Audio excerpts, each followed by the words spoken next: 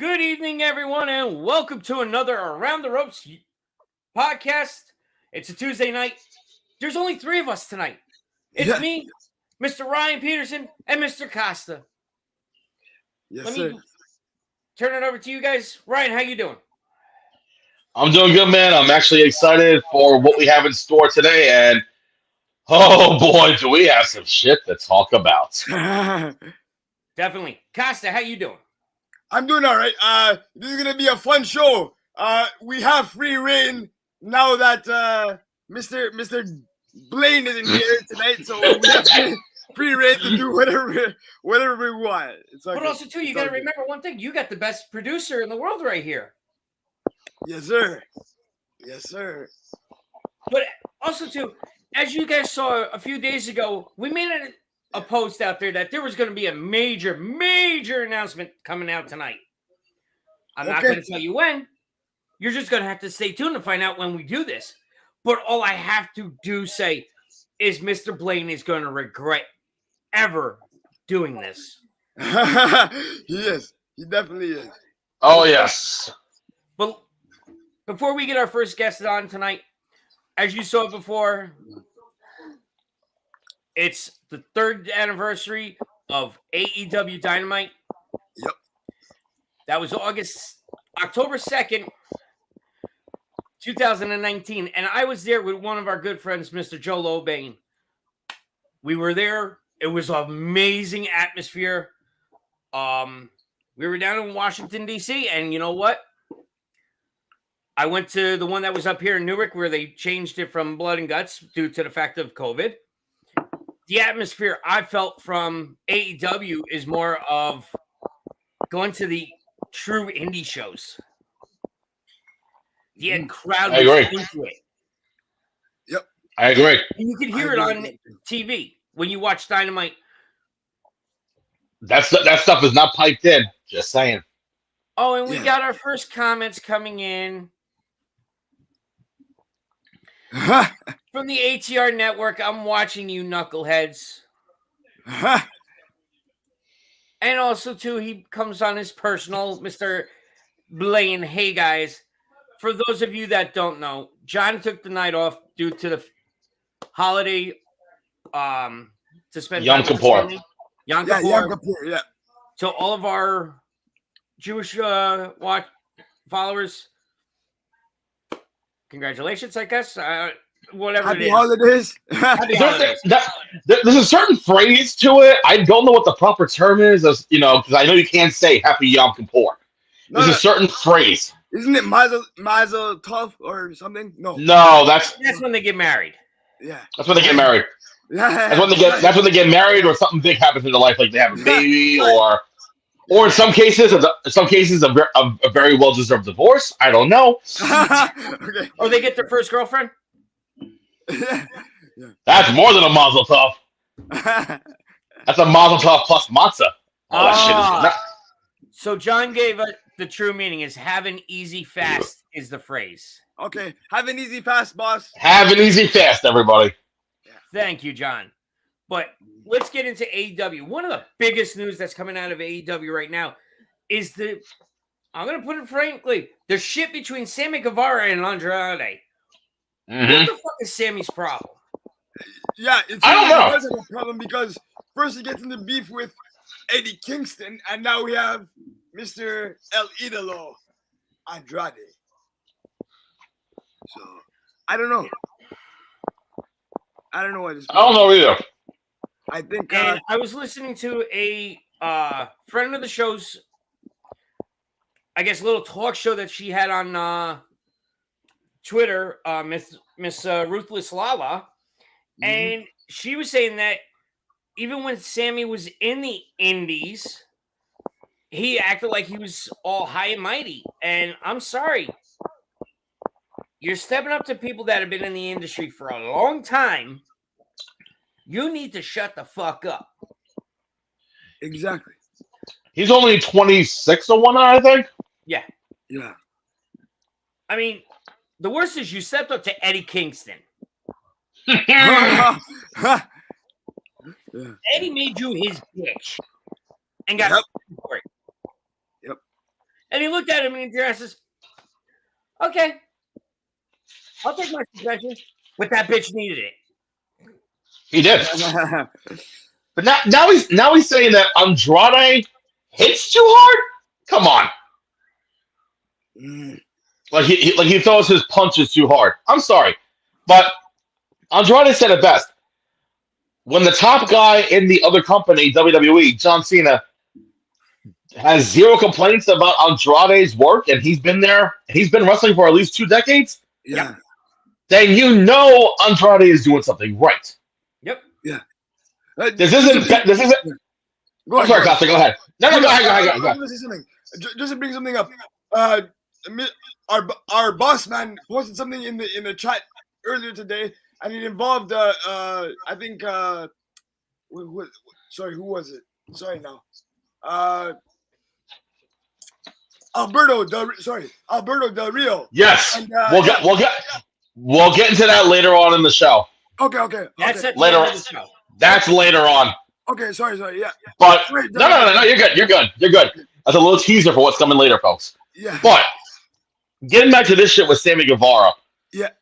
The Sammy Guevara, I think I'm trying to say the best. It's not ballet and Cirque du Soleil. It's professional fucking wrestling. Yeah. Mm-hmm. This is not sports entertainment like the other company. But even so, the other company is going more towards the wrestling now. Exactly. Now that Triple H is involved, it's getting better. A lot better. Just for that, Dave, you lost your opportunity. Wow. Jim Cornette. Wow. That's wow. You just lost your opportunity. Hey, by the way, Dave, that opportunity you had, gone. Oh god. You asshole. He's one of my David Zuber's one of my best friends, and he's one of the referees here in the tri-state area. Works with New Evolution Wrestling, Colossal, and I'm trying to remember off the top of my head. Sometimes ECPW. I am so sorry. Whoa! Time out here a second. There's ESPN or something. Oh, got a little disco going on. Yeah. Whoa! Wait a second here. He's a wrestler? Referee? Yeah. David, why isn't your ass on our show? Not tonight. Good question. Not tonight, but why isn't your ass on our show? Interview? Oh, he knows why. Oh, because you? Yeah. Because when he comes on, the ratings drop. I'm just kidding. No. Since you're here, we'll make the ratings. No, that's only the ratings only drop when John's on. Exactly. That's another story. I'm sorry, I love John. No, Dave will come on a future show. Don't worry, he'll come on. Yeah. I'll make sure he comes on. Okay.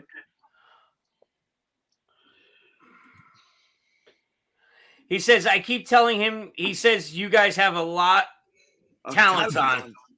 Oh my God, he's giving me an easy lob right now. Yeah, that's the key word. Talent.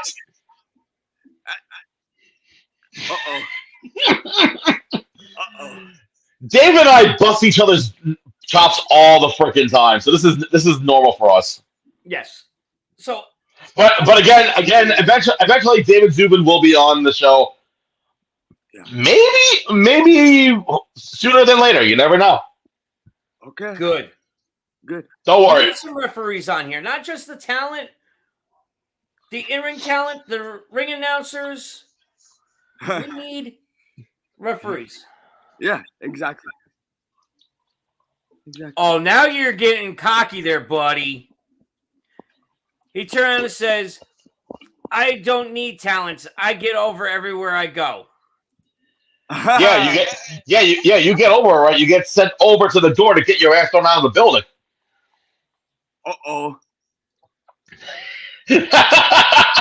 Again, Costa, this is what Dave and I do on a daily basis all the freaking time. Okay. It's just like the four of us in our group chat. But anyway. Oh my God, even worse. No, Carl, even worse than what we do on the chat. Even worse. Okay. Oh yeah. But let's get back to the AEW with Sammy Guevara shit. Okay. Yeah. To me, Sammy is overrated, useless, and uses people to get an advancement in his career. Seems like his wife does this. I'm joking. I was gonna say seems like his wife does the same thing, but anyway, yeah. And David agrees with me. He is. Yep, I agree with you. That's true. I agree. Real quick, for this Wednesday, I believe it is. Yeah. Hold on. I got to pull it up. Tomorrow. Yeah, tomorrow. Yeah, tomorrow. It was announced that, hold on one second. Here it is. The TNT Championship Open Challenge. The TNT champion Wardlow versus Brian Cage. Wow. Now, I like the idea, but I have one problem. Yeah. Brian Cage hasn't wrestled in over a year on Dynamite. Yeah. May I say something? I've said this in the chat. I haven't heard Brian Cage's name since AEW friggin' was in their starting stages, man. I don't know, like, am I like here or what? Like, I haven't. No, the last I heard of Brian Cage was when he showed up at Supercard in. Yeah. I have to do something. Okay.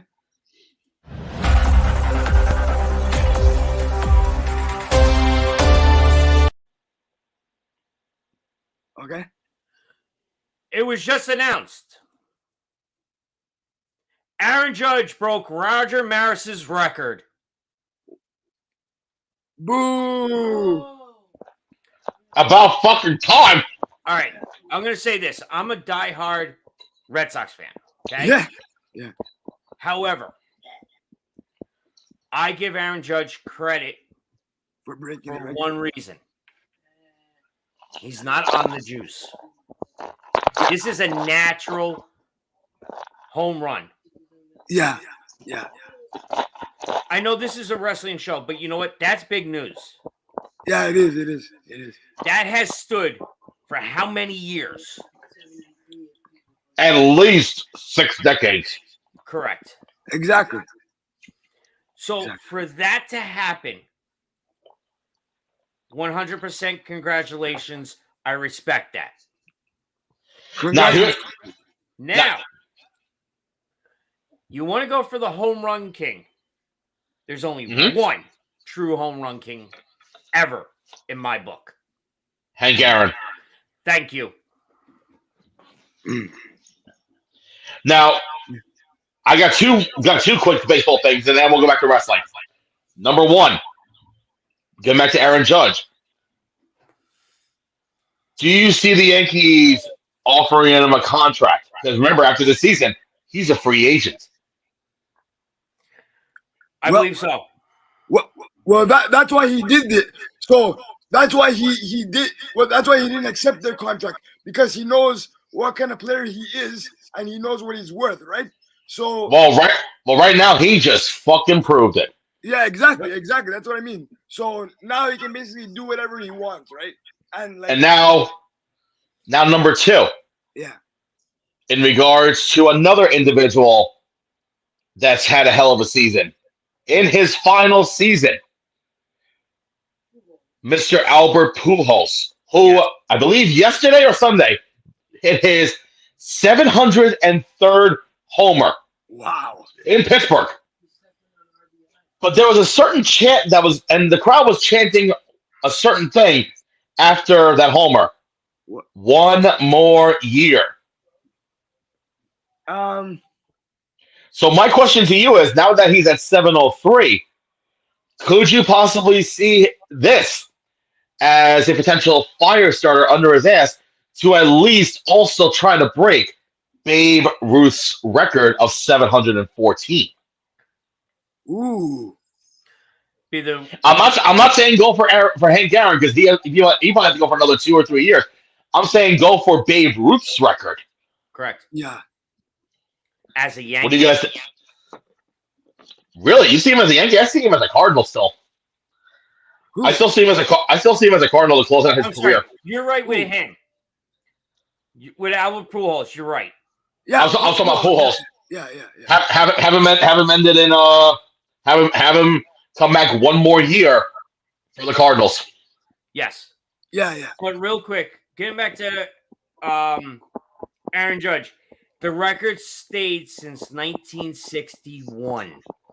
Wow. That long, eh? So you know what? It's over 50 years. Respect. 60. 60? 60. Yes. Mm-hmm. That deserves respect then, yeah. But still, like, shit. Yeah. Oh, man. But wow. What an accomplishment. quick. Let's see how they do in the playoffs, though. Right. Let's see. John Turner says, I don't think they will because they are paying a ton of money per season. Yeah.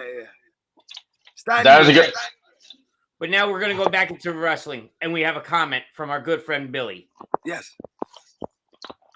Who Turner says, I've met Sammy Guevara 4 times, and every single time he was a total sweetheart. Maybe he doesn't get along with old school workers, but who cares? There's room for all now. Wrestling. Sports balls. Yeah. Sports balls. All right, we should continue the wrestling talk then. Yeah. Yes. Sports ball. I love it. Billy is directing us to. We should continue the wrestling talk. Yeah. Yes, she is one of our great listeners and followers. Yep. Top followers. Thank you, Yes. Billy. So, with Brian Cage, getting back to this Brian Cage Wardlow match. Yeah. I don't think Brian Cage should take that spot. I don't think Why? so. Why? Why? Give it to somebody that earned it, that has been on Dynamite. Or better yet, take a guy from Dark and elevate him up onto the main show. Yeah, True. that's true. Also, if they call it an open challenge, why the hell did they announce it ahead of time? Exactly. I don't understand. No. Okay, I respect Tony Khan, but this is a prime example of people who say that he just books things to book them sometimes. Like, at least he can, like, book somebody who's been in the storyline with the wrestlers, not somebody who hasn't wrestled in like a year or whatnot or more than that, right? He's just booking it to book it, and that's not good. Our good friend David across the pond. Dave, how you doing tonight? He goes, John Carl Costa, what's up, fellas? You forgot Ryan.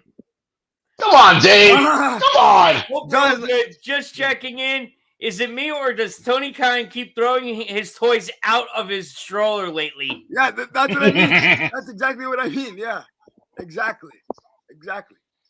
Like that. This match shouldn't be going on. I missed a comment here from our good friend Billy. She goes, I knew you love it. Also, I think this is an Andre push more than any bit of backstage drama.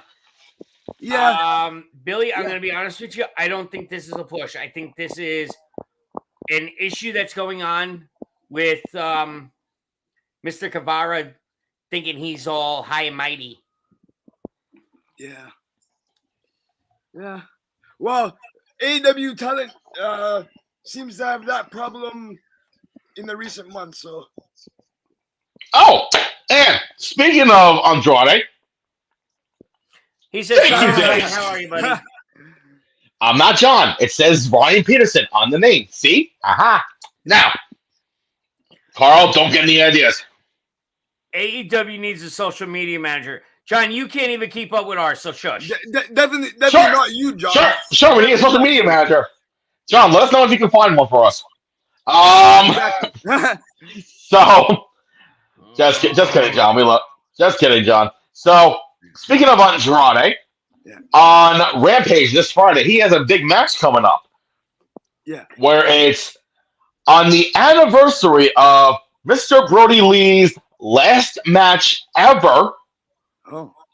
On the actual date itself, as he goes one-on-one with 10 with a couple of stipulations. Should Andrade win, then 10 has to take off his mask. Yep. But if 10 wins, then Andrade is gone from AEW. Ooh. Now, rumor has it Andrade asked for his release. Tony Khan said, no, I'm not granting it. But this might be the way of doing it out without coming out and saying, yes, I did give him his release. Yeah. Yeah. Because let's face it, guys. I'm gonna say this, and I might get chastised for it, but I don't care. Anyway, all the time that WWE had at NXT under Triple H wants to go back to WWE now that Triple H is in charge. Let's be real here. Let's be real. And Costa, Dave Turner says the ATR gets my vote for wrestling social media management. Okay. All right. Thanks. Appreciate it. So, but yeah, I mean, what do you guys actually think is the true story of that match? I don't know, because they didn't... okay, from what I've been seeing, this one was like a thrown in last minute with the Andrade stipulation, but for the last few weeks, actually even like the last couple of months, they've been kind of teasing 10 joining Andrade and Rush. Just 10. Nobody else. They're breaking up the Dark Order. I think so. Yeah. I mean, that'd be kind of fucked up if they pulled that shit on the day of his last match. Yeah, that could be another thing. What they could do is turn around and have him lose his mask. The next week is when he turns. Don't turn that night. Out of respect of the day it is. Start slowly turning him on the group the next week. In Toronto. Let that simmer for a month or two. Yo, I'm going to be there. Yeah. I forgot about Let that simmer for a month or two. Yeah. And then all of a sudden you have that big turn. I think I know how they're going to pull that off. What? How? Hangman Adam Page has a title match on October 18th. Yes. What if 10 or Preston, whatever he calls himself, what if he screws over Page and screws him out of the title? And then it leads into a match between the two of them at Full Gear a month later. Right here in Newark, New Jersey, yeah. Exactly. Ooh, that would be. And then have MJF, win at Full Gear because that's what everybody's been waiting for a long fucking time. Correct. Yeah, that makes sense. Perfect booking, Mr. Peterson. Good job. I'm telling these guys we got to get our booking agency here, man. For real. Because that's what makes sense. So, is there anything else that happened? Uh-oh. Huh? What happened? What happened? Oh, you're in trouble, Ryan. One more thing. I was looking forward to meeting Ryan, but now I want Supreme to look effing delicious. Rude. Okay. Let me do a quick plug right now. All right, let me do a quick plug right now. In New York City, there was a... Thank you. In New York City, there was a bakery called Angelina's Bakery. I think it's on 49th and 50th Street. It's around that area. Holy shit. This is a homemade Boston cream donut. That shit is really good. Wow. I need to try that shit. Wow. Carl, that was the place that I told you when I was on the phone with you over the weekend. Yes, it was. I'm sorry, Billy. Oh, God. Billy, you don't need it. Now she's gonna punch. Now she's gonna kick you in the balls. At least I got two. Anyway, After she's done with you, you'll have none. So,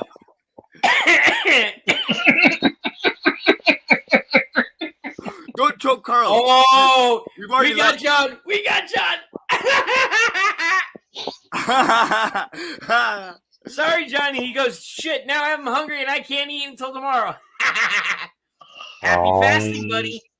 Mm. Yeah, you should just record yourself doing that and send it to John. It's for my OnlyFans. Yeah. Anyway, before our guest comes in 3 minutes, what else do you guys want to get into that happened on AEW this past week? Either Dynamite or Rampage. I love the shit that they're teasing with Saraya and Britt Baker. Yeah. I love Saraya. Number one fan right here. Number one fan right here. She's gonna do great in AEW. And also a massive tag match that's happening tomorrow too with Jericho and I forgot who the fuck from the JAS, but teaming up against going up against Bryan Danielson and Daniel Garcia. What a match that's gonna be. That's gonna be crazy. Bryan Danielson, man, he's a top 5 wrestler in the world. I'm saying it right now. What do you guys think about Paige coming back? We really didn't get into that last week. Yeah. No, we didn't. Like I said, I love it. I love it, man. I think she's gonna do great. And like she said, she has a boss now that actually listens to her. Unlike when she said that, I'm like, oh. Yeah. She took a shot at WWE. Yep. Big time. Yep. I think that was more the old man and not Triple H. Yeah, the old Correct. regime. The old regime. Of WWE, yeah. I can't wait But my to see only her question is, ring action. how much is she going to be able to perform in the ring? I know. Well, I loved it when she performed, okay? Mm-hmm. But with the injury that supposedly she had, Yep. how much is she actually going to be able to perform? Probably slim to none, maybe.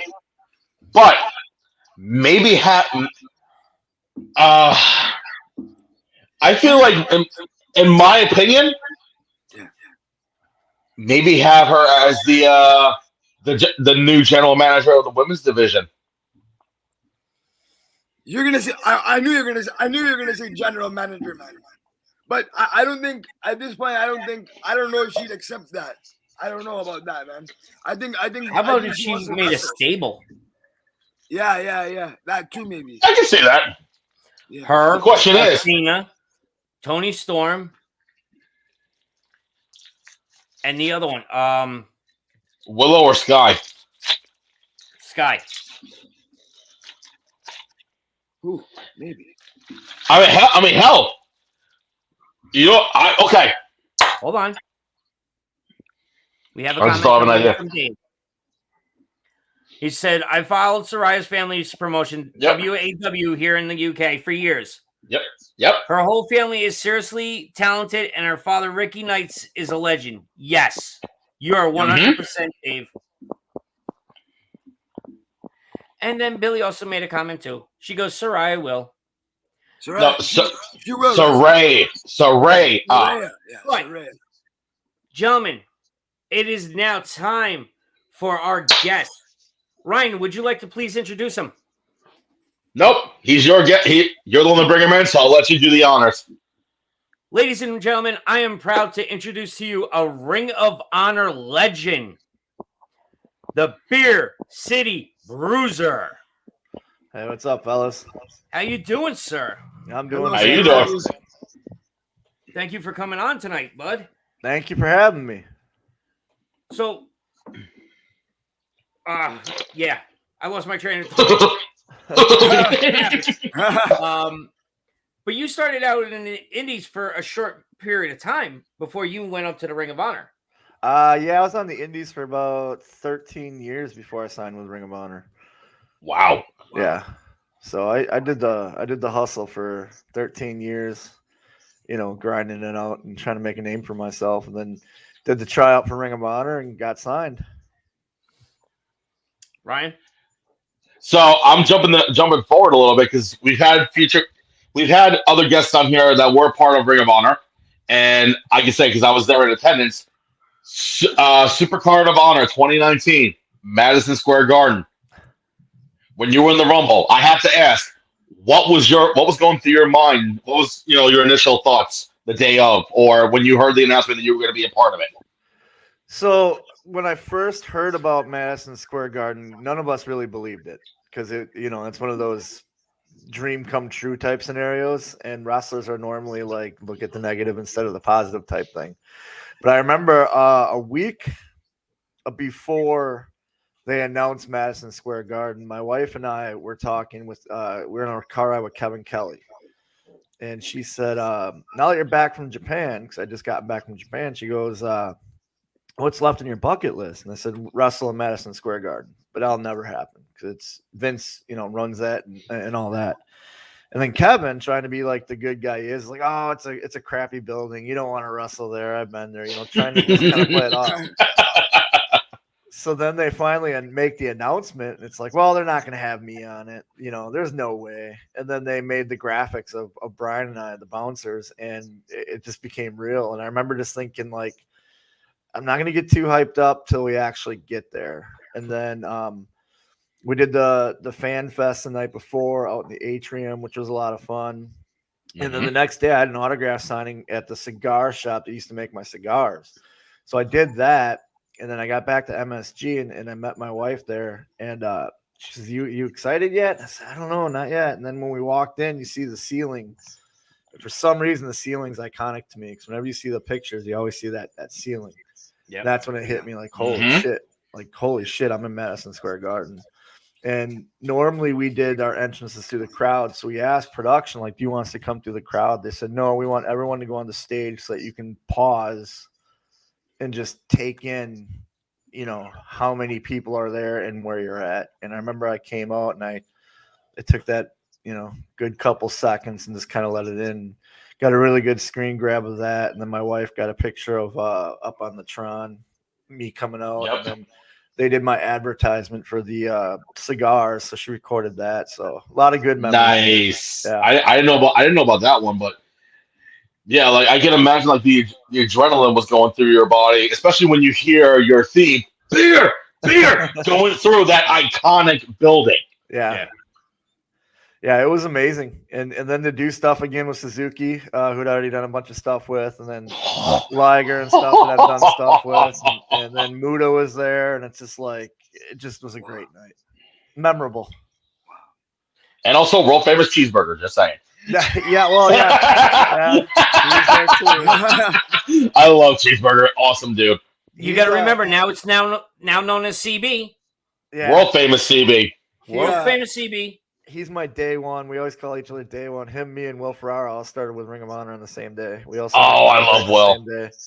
Then my first feud in Ring of Honor was Cheeseburger. My first match was Burger, and then Will. And then what's funny is my last match in Ring of Honor was against Burger and Will. So kind of full circle. All right.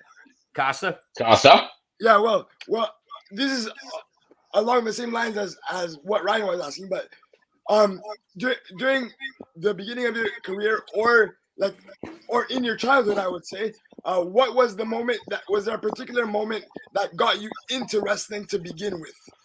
It was when I was 7. My uncle took me to a state fair, like a country fair, county fair Yeah. type thing. Yep. And the AWA was there. And the main event was Bruiser Brody versus Stan Hansen. And Oh.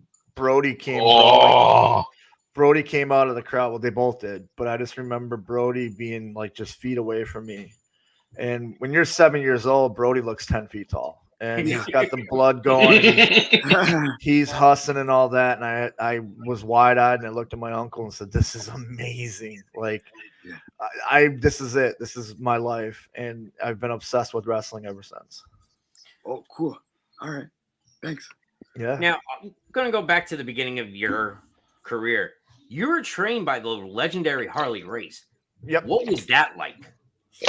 That was an amazing time period of my life. I actually started in Milwaukee with a guy named Trevor Adonis, and I was there for about 2 or 3 years training under him. He used to be Jim Evans in WWE.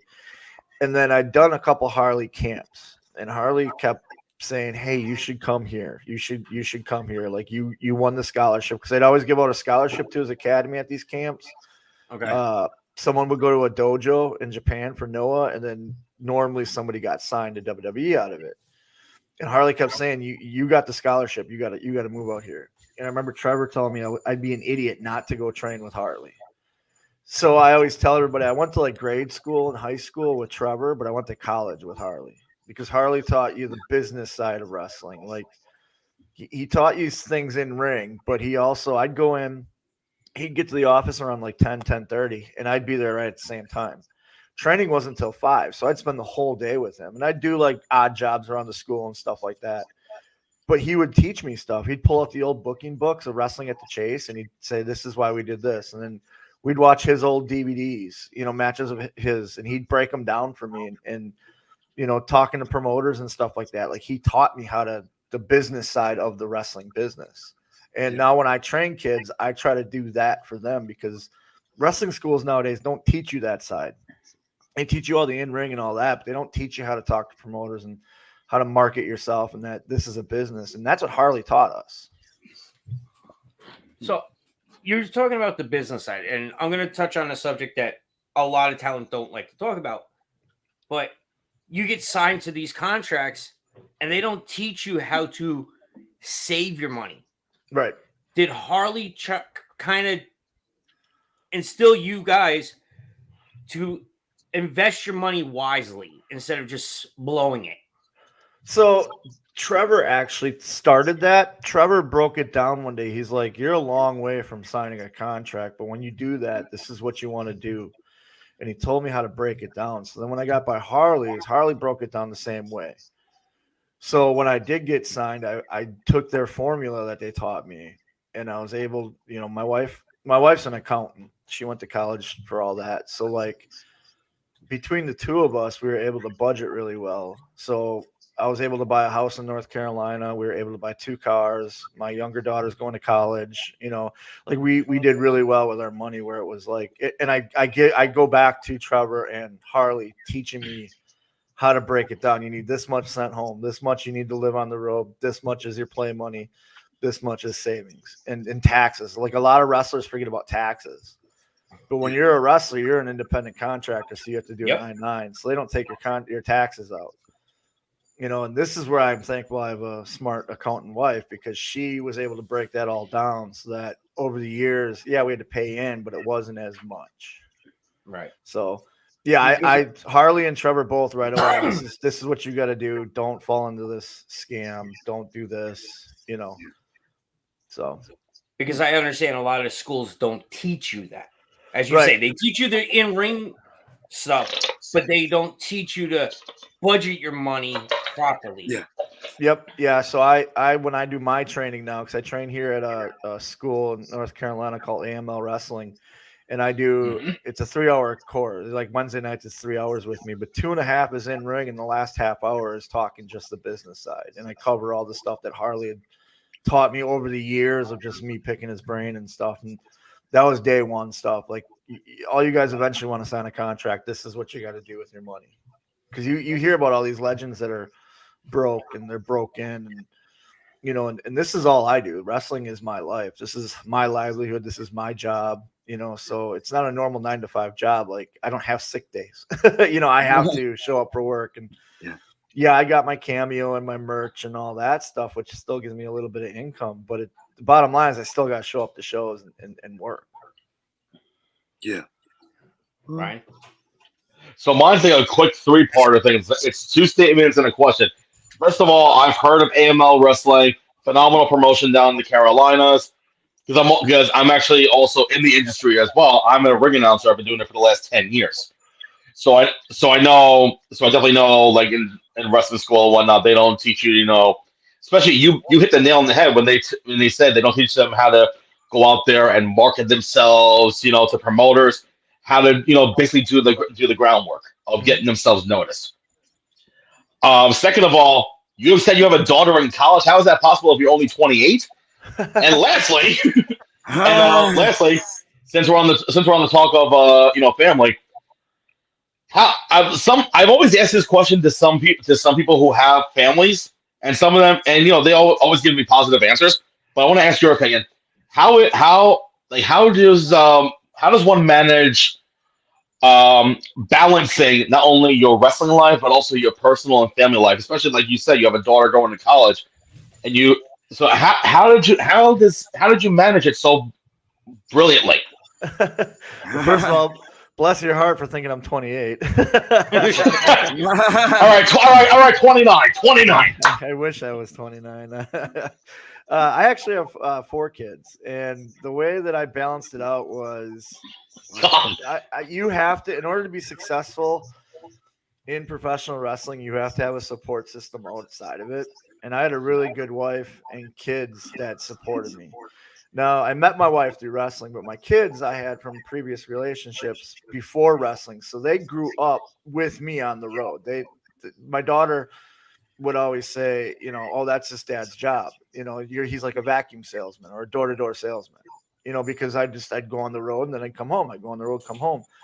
And it's a lot of red-eye flights and late-night driving to get home, only 2 or 3 hours of sleep to get up to go to that softball game or go to that football game or graduation or the choir concert or something. And, I'd always do that. My wife was a rock star. She was raising the kids, going to school full-time and working a full-time job while I was on the road. So, it causes arguments every once in a while because stress comes in, and that's just the way it is. But you have to work it out with each other. And when I was with Ring of Honor and I was traveling the most, they understood, what it taught my kids was if you follow your dreams, it's possible. You have to work towards your dreams. But if you work hard enough, it's possible. And me going to Ring of Honor and doing that showed them that. They just had to deal with the fallout of all their friends seeing me on TV and kind of like fanboy and fangirling out to them. And they're just like, oh no, that's my dad. I made a tweet out one day where my first night in AML, there was this huge show and I had all this heat and the crowd hated my guts. And it was about an hour from my house where it is now. We got home. And I'm on this cloud 9, and right away my wife goes, well, dog's got to go outside and go to the bathroom, so here's the poop bag and go take her out. And I'm like, well, wait, don't you just realize what was going on? She goes, yeah, but that's over now. Now we're home. You have to go pick up the She let you have your moment, but now it's home time. Back to reality. Yeah, back to reality. You have to have 2 personalities. You have to have the wrestling personality, and you have to have the at home. And I've played super husband, I've played super dad. I've missed weddings, funerals, birthdays. You guys heard the whole stories of guys missing that. And I have, but the sacrifices were worth it because, like I said, I was able to buy a house, some cars. My daughter's going to college. My older daughter is engaged to a great man. My son's in the Army right now. God bless them. They're all pursuing their dreams because even my youngest is who's in college. She's going for special effects movie makeup, which isn't a guaranteed job. And wow. I go, are you sure this is what you want to do? This is Hollywood. This isn't a thing. And she goes, Dad, you made it in a company that only 1% of the people ever get signed, and you got signed. Yep. I can do that. If I go, and she's very talented, and she's going to work hard, and she's going to do it. But it's a good feeling knowing that those birthdays I missed, instead of taking away like, oh, my dad's not here, she took it away as, look at how hard he's working. I can do that. And now she's doing it. It instilled in her your work ethic. Exactly. Mhm. Yep. Yeah. So in a way, Basically, you you- balanced out. Yeah. Basically, you were the perfect example of a role model. Yes. Yeah, it's what you have to do. And like I said, you have to, my wife always jokes that I turn it on when fans come around and stuff, but like, because they see me at home and they see me out and when I'm among the fans and stuff, but like, you have to have the two separate personalities because I have to, when I get home, I have to be a husband and a father.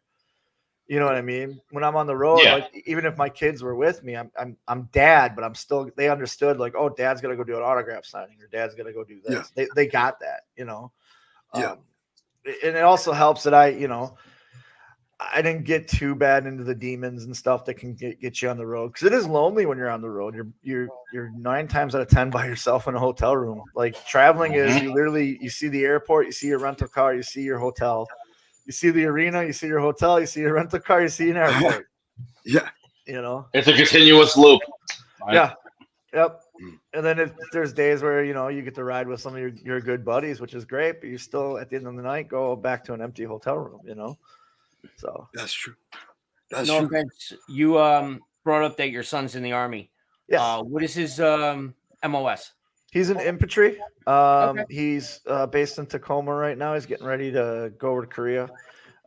He drives the striker trucks and all that. Okay. And he works on Nice. those. Very nice. Yeah. My late yeah. father was stationed up in Alaska when it became a state.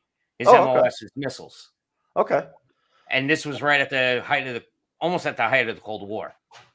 Well, my son got it right when all the riots and stuff were happening.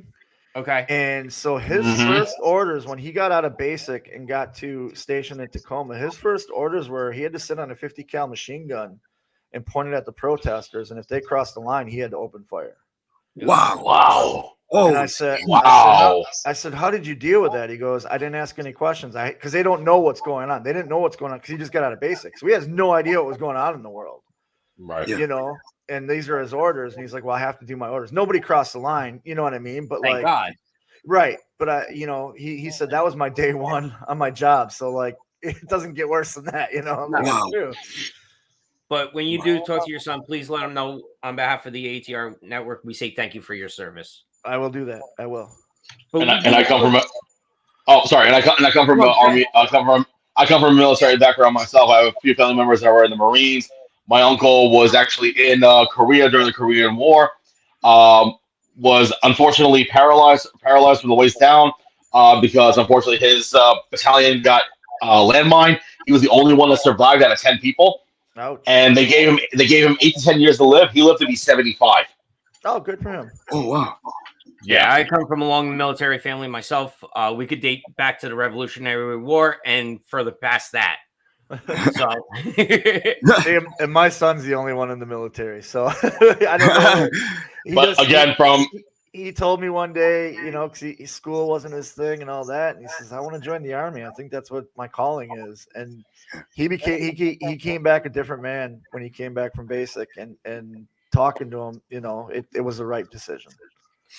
they say once you go in the military, it straightens out even the hardest person. Yeah, yep. yeah, and he said he felt like it was his calling, and he's succeeding. So Now, do you have a time for one question from one of our listeners? yeah, go ahead. So it actually happens to be one of our other co-hosts who actually took the night off, Mr. John Blaine. But he was asking you, what is your favorite match in your career? That's a really good question. I have a couple. One of them was against Goto Hiroki in Japan for the Never Openweight Championship from the Honor No More. I think it was 2018. It was my first time in Japan. Goto, I looked up to my whole career. Like, he's just an amazing performer. And then to get to wrestle him in Korakuen Hall, where Brody basically made his name, was just an amazing experience. That whole tour was amazing. Another one that always sticks out in my head is me and Malonis against the Briscoe brothers from Lowell, Massachusetts.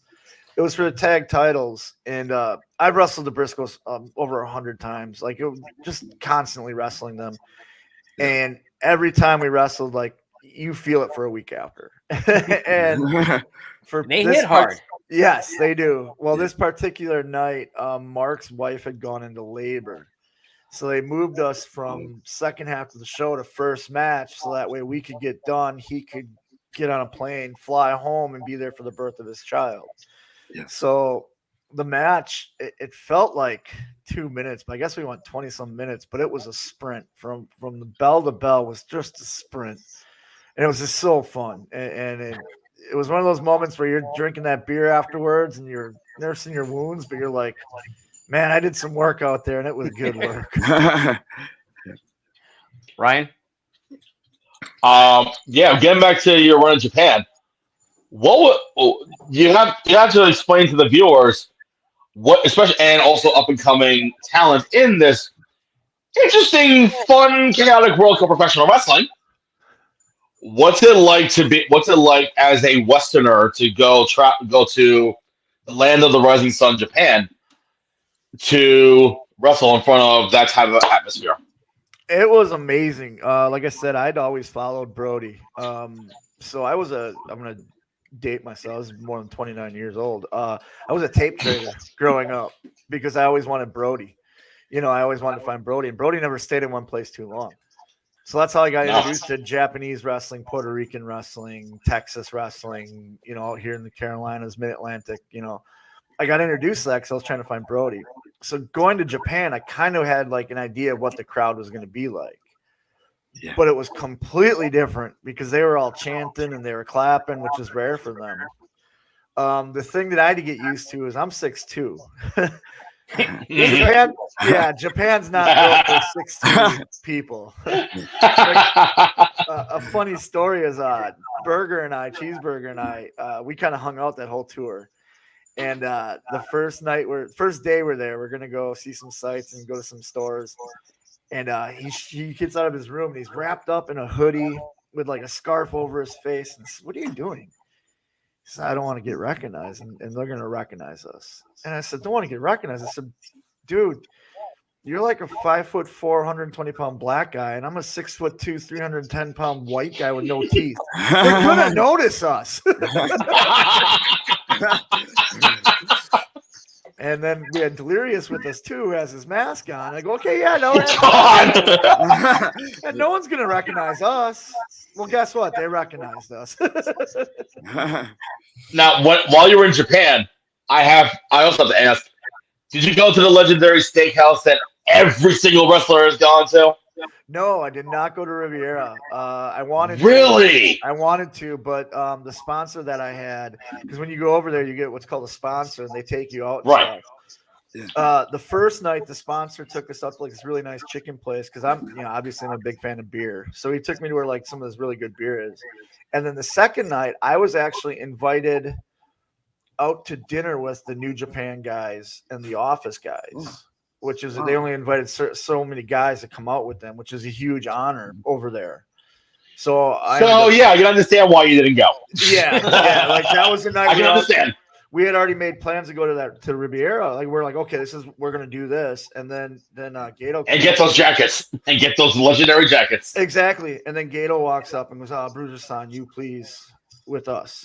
And I'm like, okay. And Kevin Kelly goes, no, you go with them. Like that's a big thing. So it was fun, man. It was amazing. Again, the beer over there is amazing. I've heard that the beer is. I've heard that a bunch of stuff is better in Japan than here in the U.S. I'm being straightforward. Yeah, Japan is on my bucket list of places I'm definitely want to go to in the future. I want to go back. I definitely want to go back, and I want to take my wife just because there's places I want to show her that I know she'd like, and I'd love to wrestle over there again. If it doesn't happen, it doesn't happen. Hopefully it will, but I definitely want to go back. Yeah. Costa? Yeah, I just wanted to ask one last question. And before I ask this one last question, I want to tell you that your story is inspirational to me, and I appreciate you taking the time to speak to all of us. You're a very inspirational individual. Thank you very much. Oh, thank you. So my last question is there a place that you have not been in your career that you want to go to wrestle or to sightsee, let's say? Yeah, actually, Ireland and England, to wrestle. Like, there's two things I want to do. So I want to go to Ireland.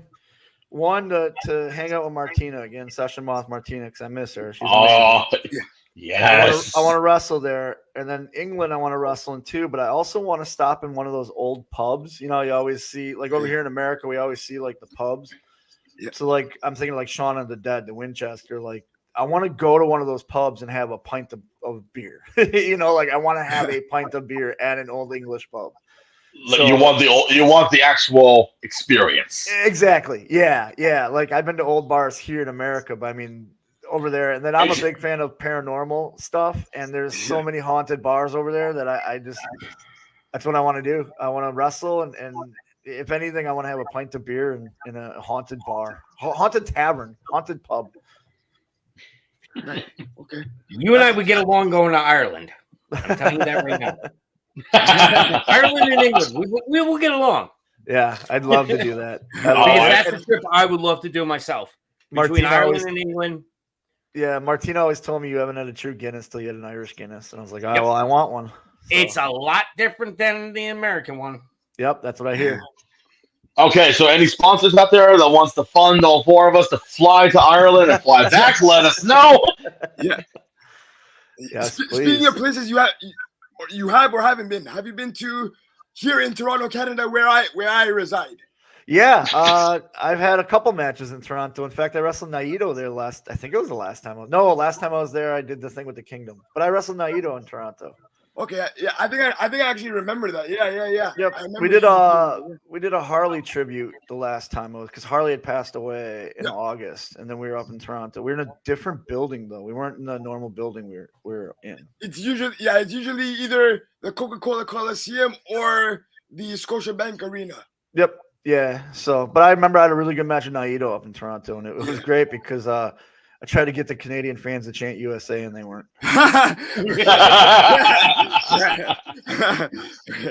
All right. I have no issue with that, but some people. Yeah. My question, one of my last two questions for you is: have you ever wrestled up in the Northeast, and do you miss wrestling up in this area? So it's a two-part question on that one. Yep. Yeah. Yes, I have wrestled up in the Northeast. And yes, I do miss wrestling up in the Northeast. Malonis is from the Northeast, so he's from Massachusetts. And going up there and just hanging out with all the people up there and stuff. And I've never wrestled in, trying to think. Have I wrestled in Rhode Island? Yeah, I did. No, Rhode Island is one. Rhode Island is one I haven't wrestled in. What about Jersey?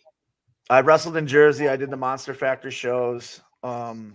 Jersey was fun. I'm a big fan of Kevin Smith, so every time I go to Jersey, I stop at in Red Bank. There, Well, no, I think they moved now. Mm-hmm. They're at the airport thing. So I'm a big fan of Tell 'em Steve Dave, but we'd always go there. And then, dude, I've been to New York so many times. I just people talk about it. I'm like, nah. Like I didn't mind staying because we always stayed in Newark. So we could drive to Philly or we could drive to New York City. And then if my wife came with me a couple times, like the Madison Square Garden time, we always took a couple days extra so we could drive to Red Bank or we could drive to there's a real nice aquarium or go to Philly and spend the day in Philly and stuff like that. Or you walk around Times Square and Broadway. Yep. Yeah, we did all that, which is a real funny story my wife's going to hate me for. But we went to she goes, I want to see Broadway. I said, all right, well, let's walk down to Broadway. So we walked down and we get to Broadway. And I says, well, here it is. Here's Broadway. She goes, where? I said, right here. She goes, which one? And I said, the whole street. She goes, no, where's all the plays at? The big Broadway plays. And I said, every single one of these.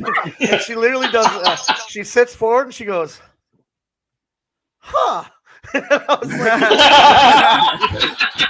like, she goes, so that means that's off Broadway. I go, yeah, it's not on Broadway. Ryan, he would be perfect to bring up to the Mecca. Yeah. I couldn't agree more. In Jersey, Ridgefield Park, New Jersey, the Knights of Columbus is known as the Mecca of the Indies in the tri-state area. Okay. Because everyone and their mother is running there. You think we're kidding? I think every state has a building like that everybody's run there. We got guys that have shows in New York that turn us says, "No, we're not going to do New York anymore. We're going to do Jersey." Okay. Yeah. Oh yes. Yeah, I did a Monster Factory show. I did 2 of them. One was in Philly, one was in Jersey, and a lot of fun. I've been to a couple of Monster Factory shows in Paulsboro, and that building, and I've actually worked the show in Paulsboro, so that building is wow. Yeah, Danny does a really good job with that. Yes, he does. Running the school and then running the shows and stuff. Like Danny doesn't get enough credit, and he should. Shout out to Danny K's Monster Factory. Yes. Yeah. Most great dudes also in Jersey. Great dude, by the way, too. Like, because once you really sit down and talk with him, he's really a nice guy. Yeah, and he knows what he's talking about, and a lot of people don't like him because he says it how it is, and most people in wrestling want to hear what they want to hear. They don't want to hear the truth. They want to hear the positive and all that. They want you to bullshit. They don't want to hear the negative. Exactly. And Danny's like, no, like if you're my student, I'm going to make you better. And the only way you get better is finding out what you did wrong.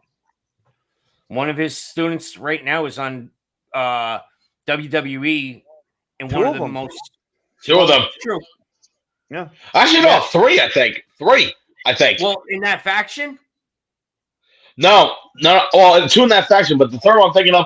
Didn't some guy named Sheamus go through there at one point, or am I mistaken? No, he did. No, he Yeah. did. Yep. His picture's up on the wall. Yeah. About Monster Factory. All the talent that has come through his doors are all up on there, including the Big Show. Yep. He went there too. The Headbangers. Like, oh, he's from out west. He's been through that door. Yep. And on Monday Night Raw, 2 of those students main evented and faced each other. Yeah, exactly. Wow. So my last question for you is, how can our listeners follow you on social media? On Twitter, at BCB Winchester. On Facebook, I'm the Beer City Bruiser. Instagram is Beer City Bruiser. TikTok's Beer City Bruiser. Cameo is Beer City Bruiser. I do a podcast. Comes out every Tuesday and Wednesday. Tuesday's a true crime podcast. I do the Dumb Crime Stupid Criminals, where we just find idiots that do stuff and make fun of them. And then on Wednesday, it's a paranormal show, and we do supernatural news, it's called. And it's Darkness Radio is the name of it. If you go to darknessradioshow.com, it's on there. It drops every Tuesday and every Wednesday. So it's a lot of fun. I do it with a guy named Tim Dennis, who I actually met through wrestling. He used to be a ring announcer back in Minnesota. And then we just always been friends. And then he had a falling out with his old co-host. And when Ring of Honor shut down, he called me right away and goes, "Hey, I don't know if you got free time, but I do this thing here." And I was like, "Yeah, let's do it." And it's just taken off. It's got a life of its own right now, and I love it. Nice. And where could they find that at besides darknessradioshow.com or official True Crime Tuesday. If they have an Apple iPhone, you can go on the App Store and just type in Darkness Radio, and it comes up with the app. On Spotify, it's Darkness Radio on Spotify, iTunes, anywhere you stream podcasts, you can find it. And Cool. He just redesigned the whole website to include like my section, so that it has like all my dates and stuff coming up. So, because there's a real big crossover between paranormal fans and wrestling fans. It's awesome. It's so fun to go to shows and talk to listeners, where they're like, "Oh, we've always been a fan of your wrestling, but now we're even a fan of you on this podcast." And I was like, "Oh, thanks, guys." We'll definitely have to check that out. Yeah, and then I also have wrestling buddies. If you go to Brothers Gaddor, GADDOR, which are up in the New York area, you can buy a wrestling buddy. It's a really cool looking lifelike thing of me. And they have a 2-pack of me and Brian too. So you can get the bouncers also. All right. And I will be in touch with you about trying to get you up here. Yeah, sounds good. Between me and Ryan, we know a lot of promotions up here. So Oh, yes, we do. Oh, yeah, I definitely would love to come up. So again, thank you for taking time out of your busy schedule to be with us tonight. It's been a pleasure. Thanks for having me. Door is always open for you to come back on. Sounds good. You just reach And the next time you come on, we'll have a beer. Sounds good. Of course. Most definitely. We have to do that. Sounds Right. good. Thank you, sir. Thank you for Thank coming you. on. We Thank you. appreciate Thank it. you. again, brother. Bye-bye. Bye. Bye-bye. Folks, again, that was Beer City Bruiser. But real quick, before our next guest comes on, we're going to go to a quick commercial from one of our partners. So stay tuned. Hey, guys, this is Carl from the ATR Network, also the producer of the Around the Rose podcast. And I'm proud to introduce to you one of our good partners, Moonstar Smoke, right here in Animal Park, New Jersey. There's their phone number, their fax number. Guys, if you're a vape smoker like I am, they have everything you need. Also, too, if you're a hookah smoker, they have all your needs for that. Check them out. They're a mom and pop store. Sweetest people in the world, and you want to check them out. But also, too, you want to stay tuned to see more advertisements coming from them. Ryan, at this time, will you please kindly introduce our next guest? Why, certainly. So, ladies and gentlemen, it is time for our second guest of the evening. This gentleman is, quite honestly, in my opinion, one of my favorite people I've ever announced for in my career, and still do to this day. Every time he wrestles, he puts on banger after banger after banger. And last time I remember, and I hope it's still true because I haven't followed in a long time, he is the current reigning and defending Funhouse Wrestling and TCW Titan Championship Wrestling heavyweight champion.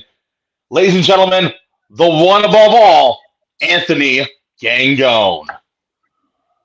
Thank you. Thank you for that introduction. You're my favorite ring announcer to throw my jacket at. Yep, pretty much. Good evening, Anthony. How you doing, bud? I'm doing well. How are you? Doing great. Thank you for taking time out of your busy schedule to be on with us tonight. Thank you. So, Thank you for having me. Real quick, you actually have a big match coming up on the 30th for BCW. Yes, I do. It's actually, if it's up to me, it's going to be more than just one match because it's a tournament show. It's the Grand Dragon Tournament, and I'm looking to go all the way. So I believe that means I might be wrestling 3 matches that night. Oh, wow. I hope you do. I hope I do too. And if you get into the final match against a certain Mr. Carter, please beat the shit out of him. I mean, myself and Carter have a lot of history with one another, and as much as we've been friends, he needs a good punch to the face every once in a while too. Well, also, I'm his kryptonite when he has championship matches. Oh yeah? Yeah. So, when he was the heavyweight champion for Bree, he was going into the match at Queen of the North 3 against Marina Shafir. He was on our show that Thursday doing a pre-recorded interview, and he said he was walking out of there with the title, and I was like, unfortunately, no, you're not. Well, guess what? He lost. Then he was at a match this past month for Pro Wrestling Magic against Danny Moff. And Carter decided to touch me as he's walking through with his entrance, and he lost his title that night too. So I'm his kryptonite. Well, if that's the case, I think that maybe you should have him on for an interview that week. Make sure that you're on the show and make sure you touch his when he comes to the ring. Oh, trust me, I will be there at the show and harassing him as much as I can. and that is welcomed, and I hope you do that. Also, the first time I actually seen you wrestle was with Ace when they were in Wallington. Mm-hmm. That was the first time I actually seen you perform, and you give 110% no matter what match you're in. And ever since that, I've actually followed your career, and I sat there and I'm like, why hasn't somebody signed you? Yeah, I mean, this is a marathon, not a sprint. Within the past year, I did get to have an opportunity with AEW, and I'm sure it won't be my last one. And yeah, you just got to keep things moving. I've been in wrestling for a while now. I consider myself still pretty young, so there's a lot that can happen. And wrestling is very crazy, and your whole life could change within an hour. So That's true. That's true. Mr. Peterson? Yeah, like Carl said, I think that's actually the first time I actually met you was back in Wallington. God, that was going back, I think 2015, maybe. Yes. Something like that. But again, like seeing you progress, like just like I'm pretty much repeating what Carl said because I'm on the same mindset.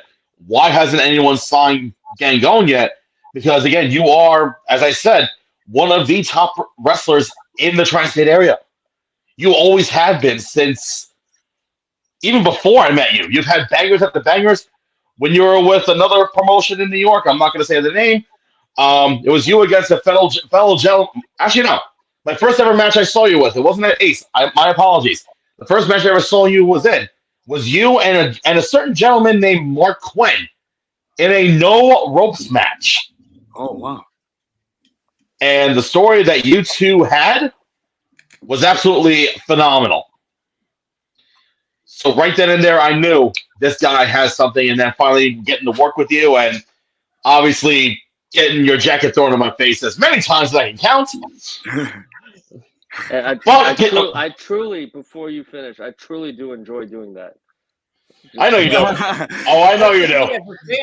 I turn and yell at him and go, "You need a new suit."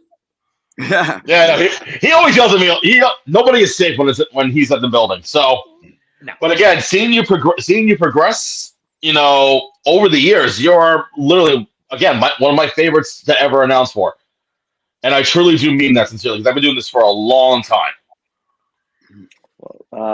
I will try to accept your compliment, and thank you for saying all that, and not holding the whole jacket situation against me. So I think that you being. I've had much worse thrown at me. So that's your jacket is nothing. Well, I'm glad in this wrestling world that you're not one to hold petty grudges. So I do appreciate that, and the fact that you do notice my talent is even icing on the cake, even more icing on the cake. Oh, you damn right. Yeah. Listen, I deal with Papadon, so so you're good. Yeah. Well, who doesn't love Papadon? Oh, absolutely. A fellow embassy member. Embassy for life. That's what it is. Mr. Costa, go ahead. Sure. I just wanted to ask. So, Mr. Roberts and Mr. Peterson talked about your progression in your career to this point. Now, I'm going to take you back to the beginning. So, was there a specific moment that got you into wrestling in the first place?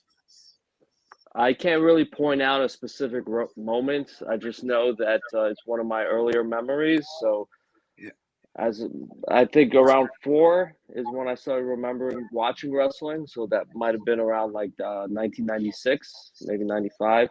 And I've just been a fan my entire life. I never grew out of it like some of my peers. And it's become a career and a goal of mine throughout my life. And it's not just the wrestling, but it's brought me a lot in life lessons. It's brought me a lot in my significant other and friends and all that. So there's a lot of myself and my life that came through wrestling than just the physical aspect of it. Okay, sounds good. Thank you. So thank you. Let's get into this tournament that you are in on the 30th. What is your mindset going into the first match of this tournament? Well, I've been in BCW, not that long. I believe I've only had like 3 matches, and I've lost all of them, and I am not a good loser. So, announced for this tournament, and in my eyes, I'll be wrestling 3 times, and that's a good way to get my wins up, and not only that, but also win the championship that night. And then I'll be a big player because I've always been a big player every single place that I've been. I've been a champion every single place that I've been, and I want to do the same exact thing in BCW. Now, real quick, do you have time for 2 comments that have come in for you? Sure, go ahead. The first one is coming in from a good friend of yours, Mr. David Zuban, who says, hello, Gangone. Hello, how are you? I mean, it's nice to read a comment from you today.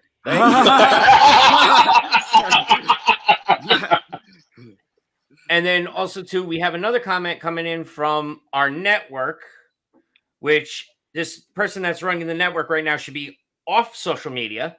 But he's saying, what is it like working with Prince Nana? Well, Prince Nana is everything that you've heard or if you've seen of Prince Nana doesn't tell the entire story. Prince Nana is one of those people that you cannot make up in your head. Prince Nana is a larger-than-life character or a human being, and I've been lucky to be mentored by him. I was mentored by Jimmy Rave as well, and to be a part of the embassy, even on the independent level, is a huge deal to me because I have roots. You know, my mentor was Jimmy Rave and Prince Nana. I was a fan of Ring of Honor when it was in its heyday, when it had Jimmy Rave as the crown jewel. It had Alex Shelley and all these other Abyss, a part of the embassy. Yeah. So now to see the embassy reemerge on television, and they'll have a match tomorrow night. Brian Cage is facing Wardlow, and Prince Nana will be there. It's a huge deal for my career, and Prince Nana's been such a supportive and huge part of my career progression as of late, and I cannot thank him enough. I have so much love for him, and the money is good too. Ryan? Well, first of all, John kind of stole my question, but I have a backup question. Out of everything that you've done in your career so far, besides throwing your jacket at me every time you get in the ring, what has been like the one career highlight that you've had that you can definitely say you definitely go back and go, wow, I did this. This is awesome. Well, I think it would be one of the things up there would be wrestling at AEW in front of 10,000 people. I think that was probably the biggest career highlight that I've had as far as a performer. Also doing the no ropes matches, because most of those were with people that are not or were not on television or were not very popular at the time, and we were on the same card with huge mega stars and legends, and we ended up being one of the talking points of the night for those fans. So on an independent level, it would be that, but on a professional level and my career progression, it would definitely be when I was able to wrestle at AEW. Yeah. Costa? Sure. I wanted to ask, is there a place, like a destination that you have not been to that you would like to go to, whether in wrestling or just on a personal goal level? Is there a place? I think the place I most want to be that I haven't been with is cashing in that $1 million check at the bank. So whatever company would like to do that for me, then I'll be more than willing to wrestle there.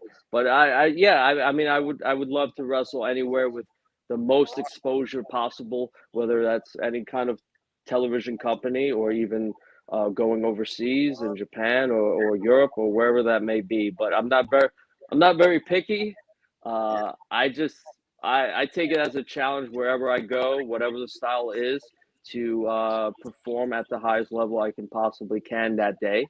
And that's really what the goal is. Okay. And I will say that you're fully deserving of that $1 million check. So anybody who's listening to this interview, please give Mr. Gangone what he deserves.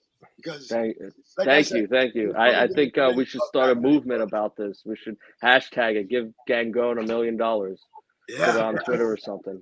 Yeah, do something I positive will with start that that platform. Trend, yeah. Hashtag $1 million Gangone. There you go. Exactly. So my question for you is a two-part question. Who on the indie scene is your dream match, and who on the bigger show is your dream match?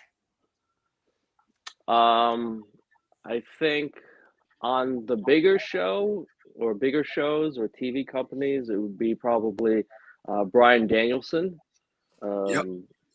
I think that as a fan of Ring of Honor at the time that he was there, he was a big influence given his height and everything that was going on.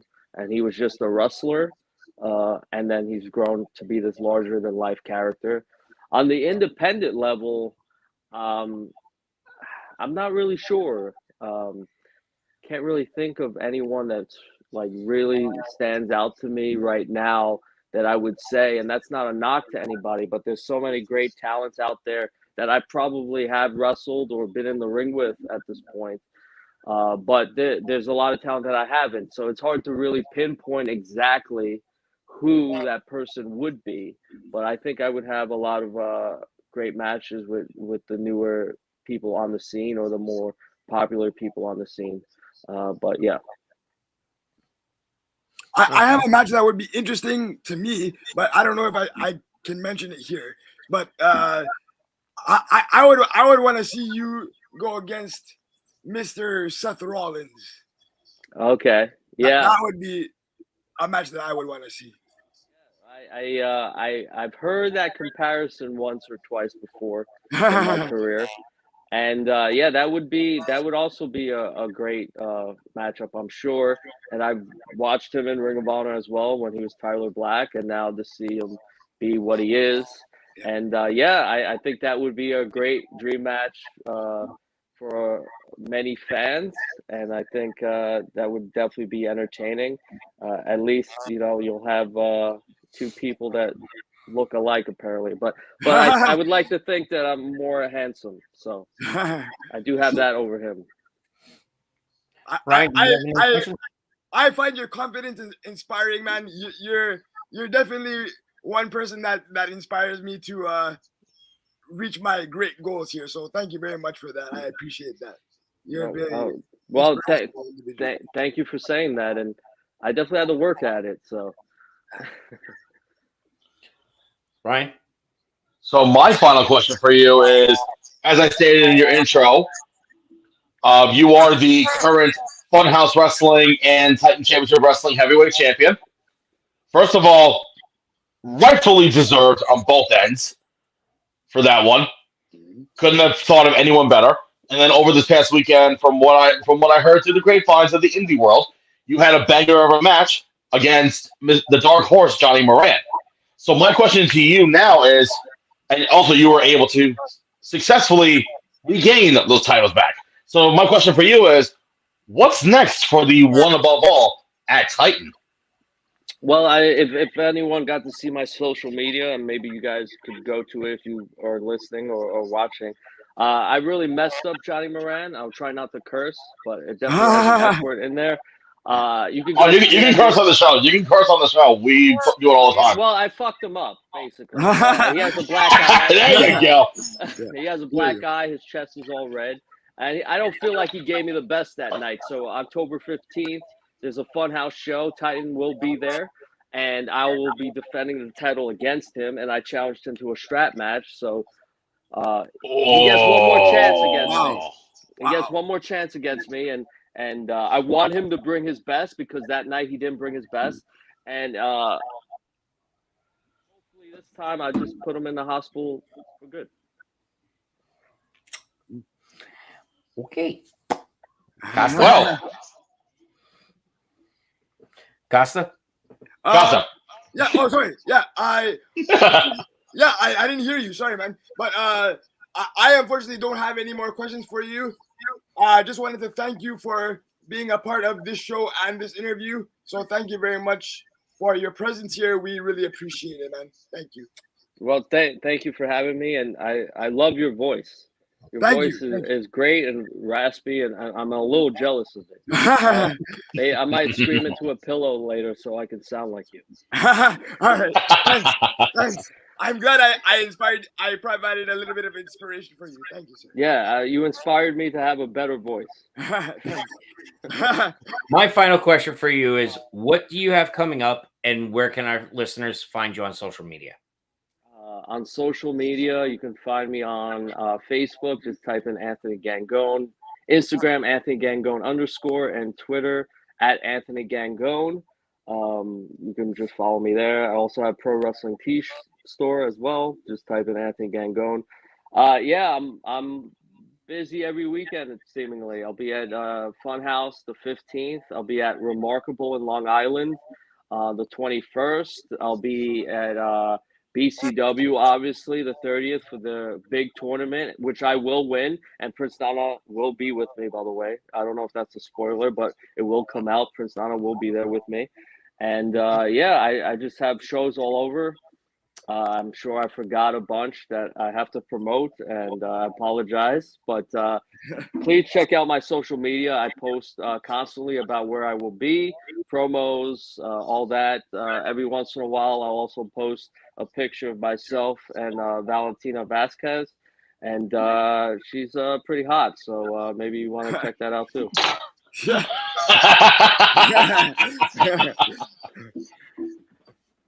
Anthony, thank you so much for being on tonight.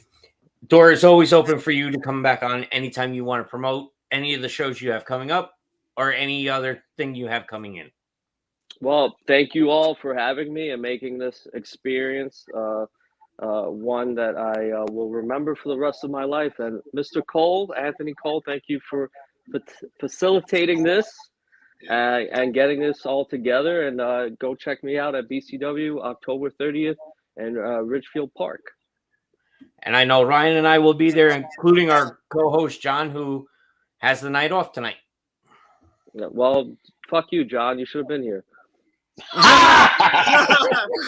Thank you. Thank you. Oh God. That's okay. John didn't pick you to win the tournament anyway, so that's on him. Oh, then fuck you for sure. He deserves a chest shot for that. He deserves a chop for that. I think Yeah, he did. Yeah. My chop's hurt. You can ask Moran. So on the 30th, you can give him a chop.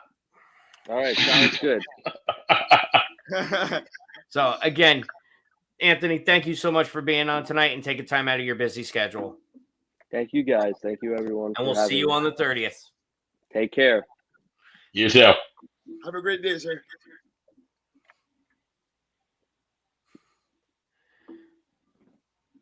Folks, that was Anthony Gangone, one of the top. John's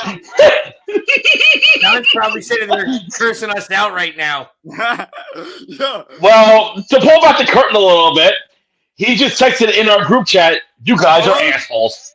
Yeah, I just saw that. and What did I do? Mr. Peterson couldn't even hold in his laughter. You know what? I can't. It popped up on my screen. I couldn't hold it in. I know.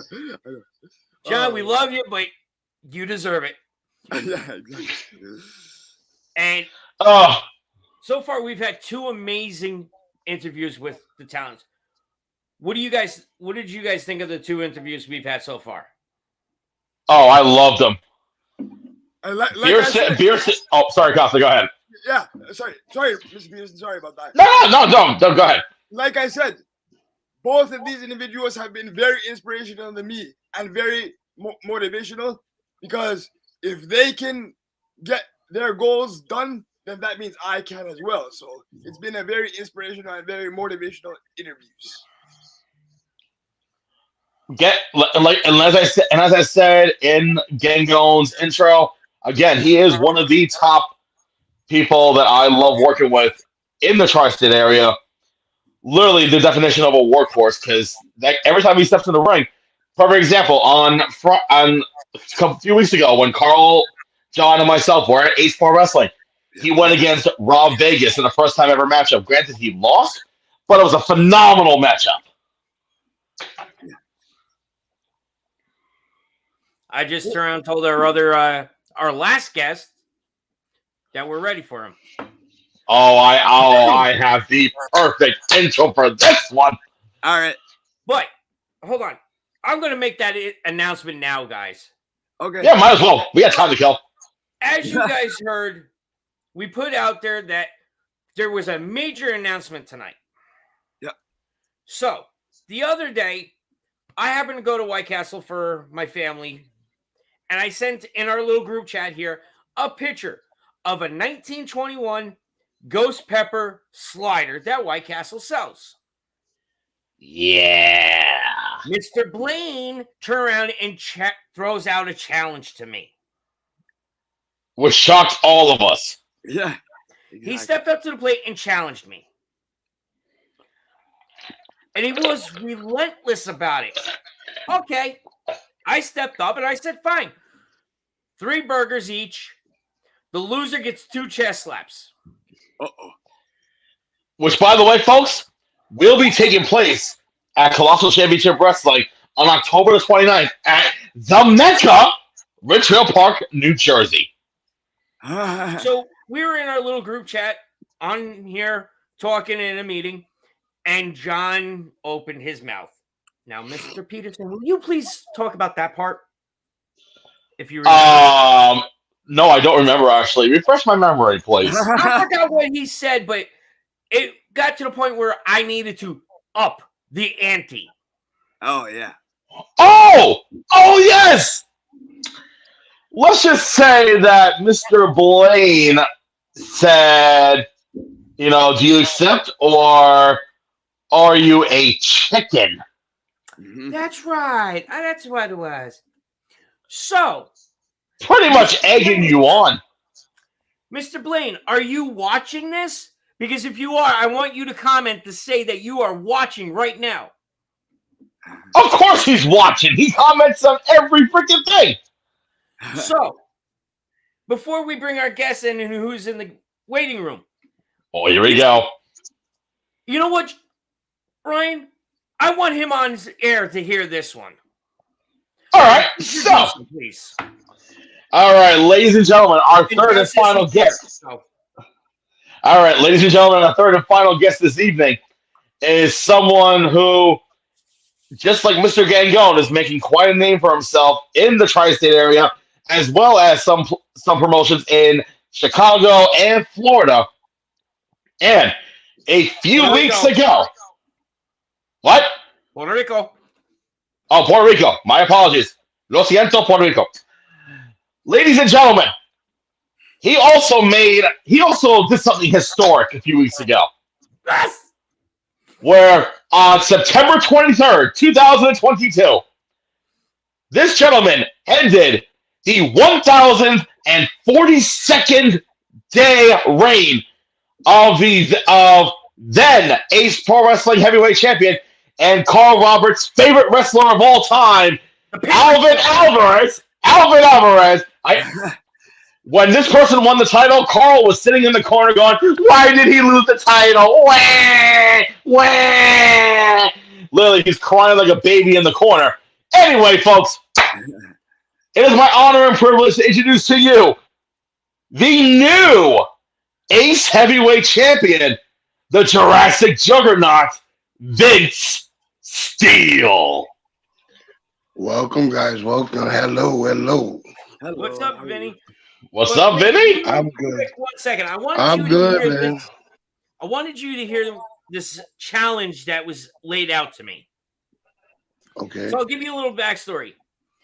I was at White Castle, and they have the signs up for the 1921 sandwiches. One of them is the Ghost Pepper sandwich. Well, John, who you met at Ace, went and challenged me. So I accepted it, and turned around and upped it, said 3 burgers each, and the loser gets 2 chest slaps, not 1, 2 chest slaps. Then John turned around and says, "Are you man enough? Or are you chicken?" So now I'm upping the ante, and we are making the announcement right now of what this ante is for Mr. Blaine and myself. So, as you know, I love spice. So there is a hot sauce called Burn After Eating. It may or may not contain these peppers: ghost pepper, scorpion, reaper, 7-pot brown, and 7-pot primo, all in this, besides the salt, the garlic, and everything else in this hot sauce. Damn. So, Mr. Green, remember I said you're going to die? Your asshole will die. You stepped up to a challenge from me and then re-challenged me. You're done. And this will happen at CCW on the 29th. Okay. Now, Okay. our guest is here, Mr. Vince Steele. Vinny, how are you doing tonight, sir? Oh, I'm good. I'm good. You know, the weather sucks, but other than that, I'm pretty Welcome good. to New York, New Jersey.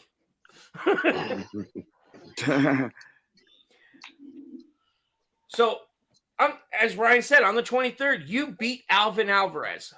What was it like to finally dethrone the paper champion that Ace had? Well, after I was told what happened, because I really, at the moment, I didn't know what happened. Alvin Alvarez got a lucky shot in with a chain from what I see back in the footage, and then all of a sudden I'm being told I'm the new Ace heavyweight champion.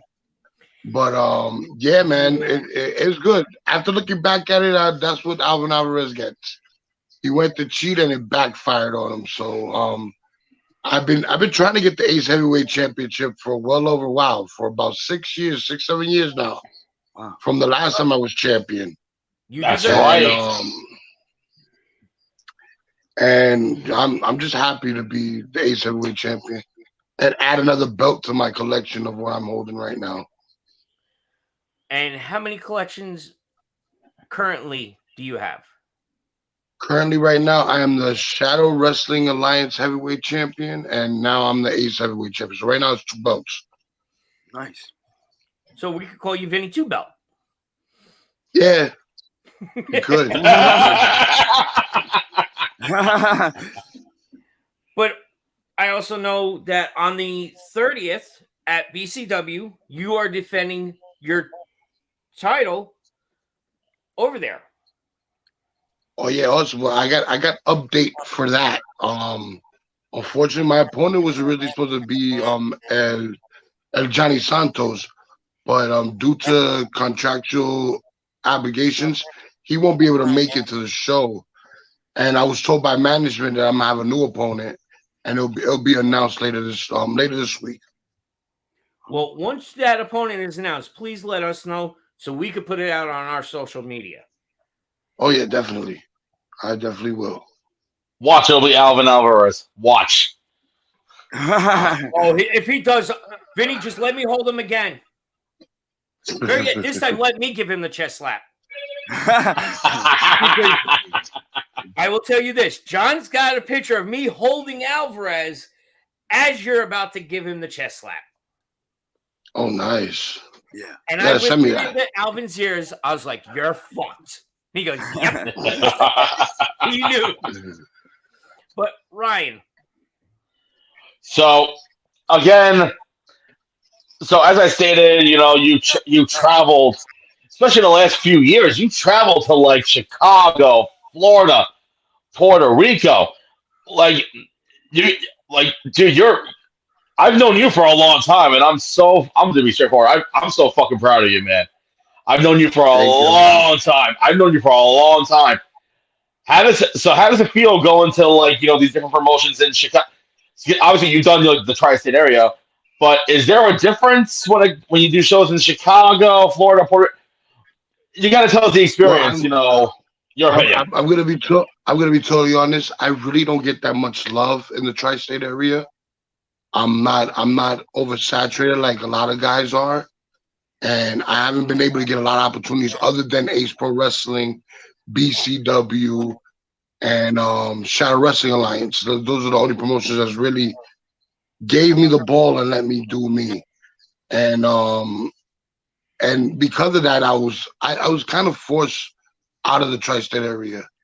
You have a lot of guys claiming that they're the top guys and all this stuff, and I feel like I'm one of those guys, and I deserve better. So I decided to stick my neck out and head out to Florida back in 2018, and then from there everything's changed. But this year alone has been like the best ride of them all, right from the start, from the year until now. I've been to Florida, Chicago, Atlanta, Georgia, Texas, Puerto Rico, Massachusetts. I've been in a lot of places, man, and I'm very grateful for that. Costa? Yeah, sure. All right, I'm gonna take you back to the beginning here. So, can you describe a moment or think of a moment that got you into wrestling in the first place? Other than being a fan like everyone else, but Yeah. what really made me want to become a wrestler Yeah. was a gentleman by the name of Mike Awesome. Yep. Okay, I remember. When I seen that 6'8", almost 300-pound man fly through the air, I said, that's something I want to do. All right. I'll behave. What do you want to say, Carl? What do you want to Vinny say? knows what I want to say. All right. Because I always say when he goes up to the top rope and Oh God. I jokingly turn around and said, "Free Willy." The first time I ever said that to him, you looked right at me and went, I was like, yep, I know I made it. But man, you said that back when I was wrestling in BWO. No. Around those times. No? That was in Ace when it was in Wallington. Oh wow. Yeah. Wow. I forgot. I've been in Aces for so long. I think I'm the longest performer out of the roster now. Like I think I've been since 2008. Yeah, I think you are actually. So I'm the surviving. I'm the survivor of the original Union City crew. Yeah. Ooh, yeah. Oh, good Lord Almighty! But actually, where I first met, I started going because I was going to another promotion, and I basically got tired of seeing the same matches every month. Where at Ace, it's always a different match, but it had a storyline to it, and that's what I like. That's one thing that's one thing I give to Mike Morgan. He still likes the story base, not the up to date how all the indie shows are. Right. There's practically not a story until the month of, and then you get all your promos and stuff. This stuff has been laid out for months and months and months. Yep. Just like me and Alvin, I was Alvin's first opponent after the pandemic. Yes. And look where it ended up to me winning the Ace Heavyweight title. That's the good part. Legs, my buddy Legs. We've been going to you guys for a long time, even when you guys were in Pagoda. Wow. Yeah. That's a throwback for us, Vinny.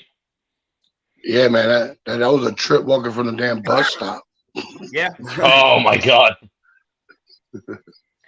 But Ace is one of the promotions that we love going to the most. Don't get me wrong. We like going to Pro Magic, but Ace is the one that we look forward towards every time there's a show. we're always there before anybody else from the fans show up. Oh You yeah, open the door, yeah. and there's us two standing there waiting. Especially so we can put our order in for the empanadas. Yeah. I've heard a lot about those empanadas, and yeah, I gotta try it. Ask Vinny about them. Oh man, Those effing empanadas. That's what their name. yeah, Those- yeah. Yep. I gotta try them. Yeah, I gotta try them. They're all homemade, Costa. Nice, perfect. Homemade, like you wouldn't even like. Morgan made a shepherd's pie empanada. Yes. Wow. Oh, I remember. Yeah. I remember that one. Wow. Yep. Very tasty. So getting back to Ace, there was one match that I actually announced you for that really stuck out for me, and it was you and Brawley in that dog collar match. Yes. Yeah. That's what really stood out for me. So my question for you is, shut up, Carl. What was going through your mindset? You know, when you first heard, shit, I'm in a dog collar match. Well, we had to up the ante because having a regular single match with Brawley, it to me the first encounter wasn't all there, so we needed to up the ante somehow. And I told management, I'm like, yo, come up with something cool and something for us that we can stay at each other and make a good fight. And they came up with the dog collar. And I asked them, like, they did a good job getting the dog collar too, because it was nice and thick. It was very protective. I didn't get no rashes or anything like that. The only thing, thank God, that only thing I got was a little gash over my left side of my face. That was about it. Oh, I remember that so well. Oh, Where's it? I'm sitting outside on the ring watching the entire match going, this is great. Yeah, you were screaming, kill him, Vince, kill him, Yep. Vince. yeah. And I'm sitting there going, they found a dog collar big enough for Brody's neck? Yeah, man, I was surprised at that. Because he doesn't have one.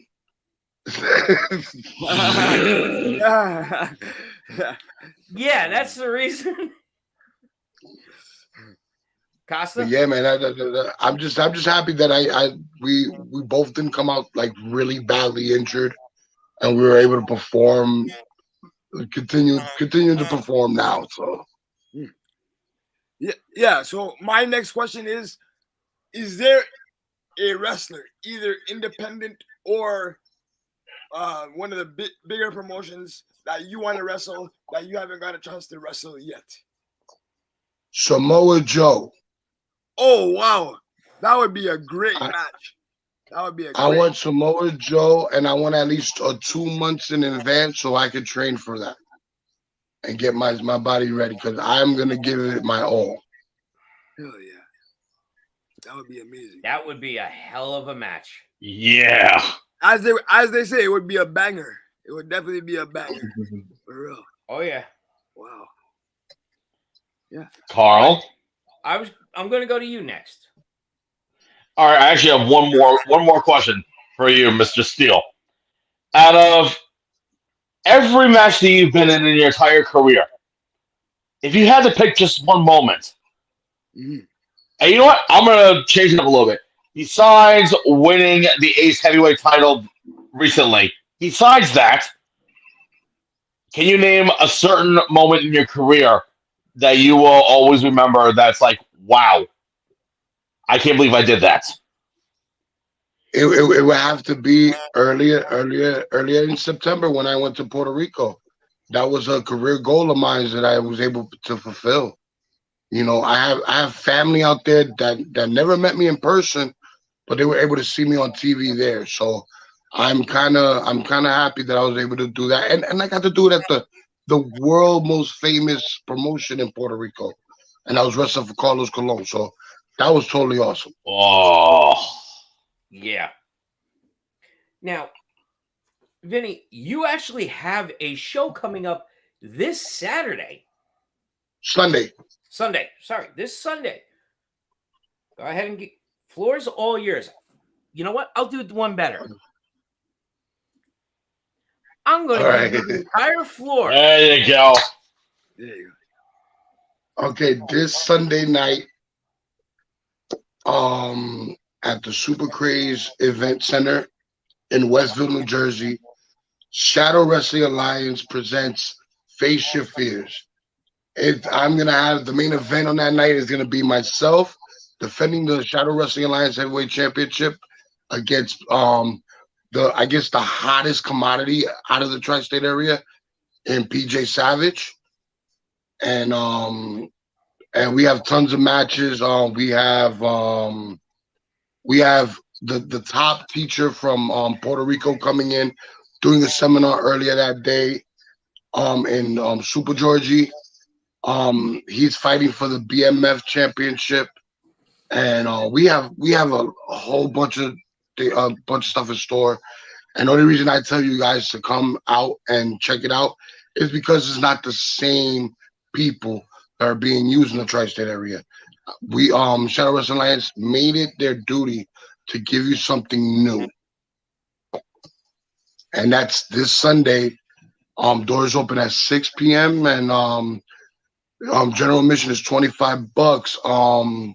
You can get it at Eventbrite or you can pay at the door. And are tickets available still? Yeah, tickets are available, but they're not gonna last that much, especially on Eventbrite. Okay. So get your tickets now, and then they also offer special packages. You get 4 tickets, get 1 free. So if you want to bring somebody new that never seen wrestling, and you're with a whole family, you get an extra ticket for free. So come check it out. And you can follow Shadow Wrestling Alliance on Facebook, Shadow Wrestling Alliance on Instagram, Shadow_Wrestling_Alliance. And they also have a TikTok at Shadow Wrestling Alliance on TikTok. Anything else right now, Vin? Or is that it for that show? Well, I have that. I also have the BCW show on October 30th. I'll be defending my title. I don't know who yet. It'll be announced later this week. And right now, my calendar is pretty much open. Certain days, I'll be going back to Chicago November 12th for Square Circle Megastars. The name of the show is Masters of the Square Circle 3. That's the anniversary show. And I'll be facing a big gentleman out of Chicago named Brutus Dylan.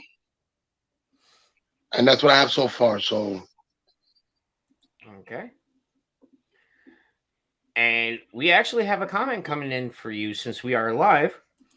And this is coming in from Medina. Medina. I'm not even going to pronounce that. De los míos Vince KLK. Oh, one of mine. That's like I'm their top guy. Ah. Gotcha. We thank them for watching us tonight. And hopefully you get to watch us all the time. We're here live every Tuesday nights at 8 p.m. But Vinny, now that you are the heavyweight champion of Ace, who would you love to see your next opponent be? To be honest, I would like to go one more round with a gentleman, and all you gentlemen should know, Danny Moff.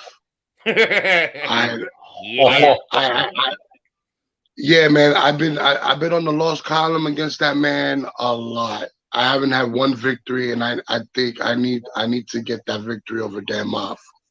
I think it's time. Now, would you do that for the belt or just for your personal feelings? Hey, for the belt and personal feelings. I'm a fighting champion. I'm not gonna sit out. Unlike Alvarez learned how to be a DJ over the pandemic. I was doing it in the pandemic. I was traveling back and forth to Florida, competing in companies out there. So I've been on the road. I haven't stopped. So speaking of being on the road, is there a place that you want to go, wrestling or just a destination? Is there a place that you want to go that you have never been to yet? well, that's the best thing about professional wrestling. I can go anywhere I want. Yeah. Only given the opportunity. But the top goal is to wrestle in Japan for me. Okay. Yeah, I'm down to go to Africa to wrestle kings and elephants. Down to face Bengal tigers in India. I'm down for whatever, man. I'm ready. But the most exciting place I want to go, it will be Japan. Okay. Sounds good. Okay. Ryan? I'm good on my. That actually was gonna be my question too. Because So I'm thanks going for to stealing Mr. Blaine in a minute. Oh God, here we go. Our other co-host. Which you met. He tells us, how about Moff versus Vince in a title versus title match? Hey, put everything on the line, man. Except for my career, I think I got a few more years left. So Yes, you got a few more years. You got at least another decade. Yeah, man. I'm down for whatever, man. You know, I think that'll be the biggest test for me to move on. At least my staying in the tri-state area, and just move on and go to bigger and better places and get that one-on-one match with Dan Moff and actually become victorious. That would be the moment of your career. That's the passing of the torch for you. I think so. Especially the last time me and Dan Moff faced each other, he dropped me. He hit me with the burning hammer right on the back of my head. So yeah, Oh, I remember that. I was there for that. I haven't been the same since. So you know, Oh, Danny Moff got a receipt coming. Yeah.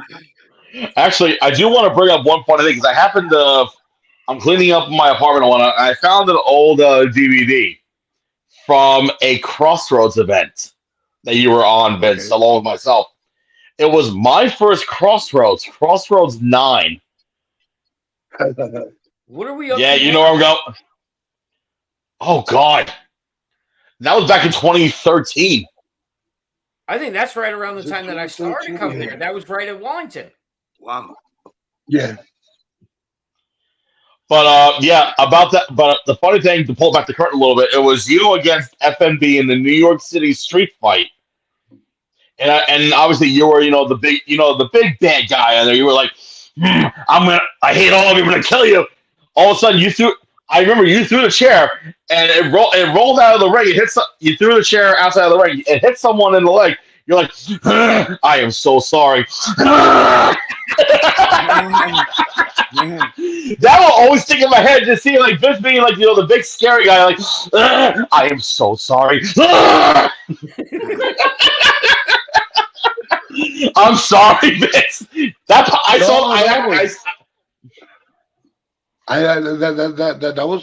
whole match was fun. Oh my God. Knowing Ace, the crowd is very, very close to the ring, and we were having a street fight, and everything was fine all over the place. Table pieces, chair pieces, and stuff like that. I kicked the chair out of the ring and it hit the fan in the leg. I felt real bad, because the fans are supposed to be watching someone else, not themselves get hurt. I just wanted to bring it up. I just want to bring it up in the crowd now. Well, I just wanted to bring it up because I thought it was funny. Again, just seeing you as the big, the big bad heel that everyone hates. I am so sorry. During the match too, by the way, I thought that was hilarious. Yeah, man. I wanted to let them know that it wasn't on purpose.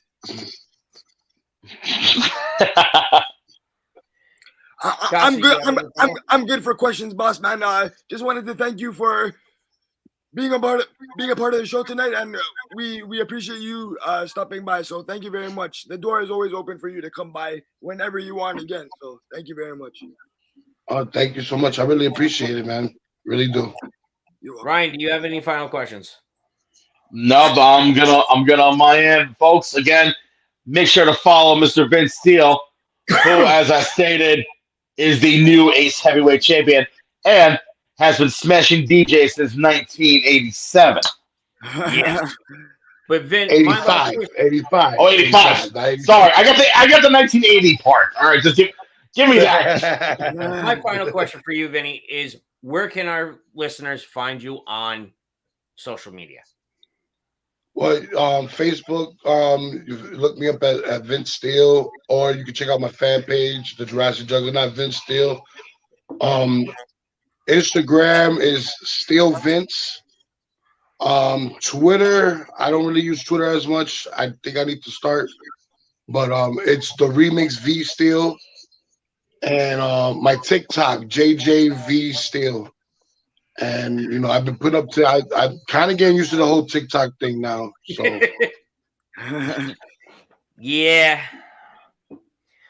So I'm all out of questions for you, Vinny. I appreciate you taking time out of your busy schedule to come on our show to promote everything you got coming on. As Casa says, doors are always open to you. Anytime you want to promote any of the shows you're on, you're more than welcome to come back on. awesome. I really appreciate it, guys. Thank you so much for having me. Vinny, it was a pleasure, and we'll see you on the 30th, if not before that. All right, brother. Alrighty. Thank you, Vinny.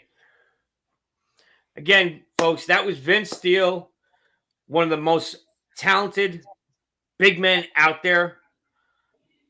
He can move with his weight. I'm sorry.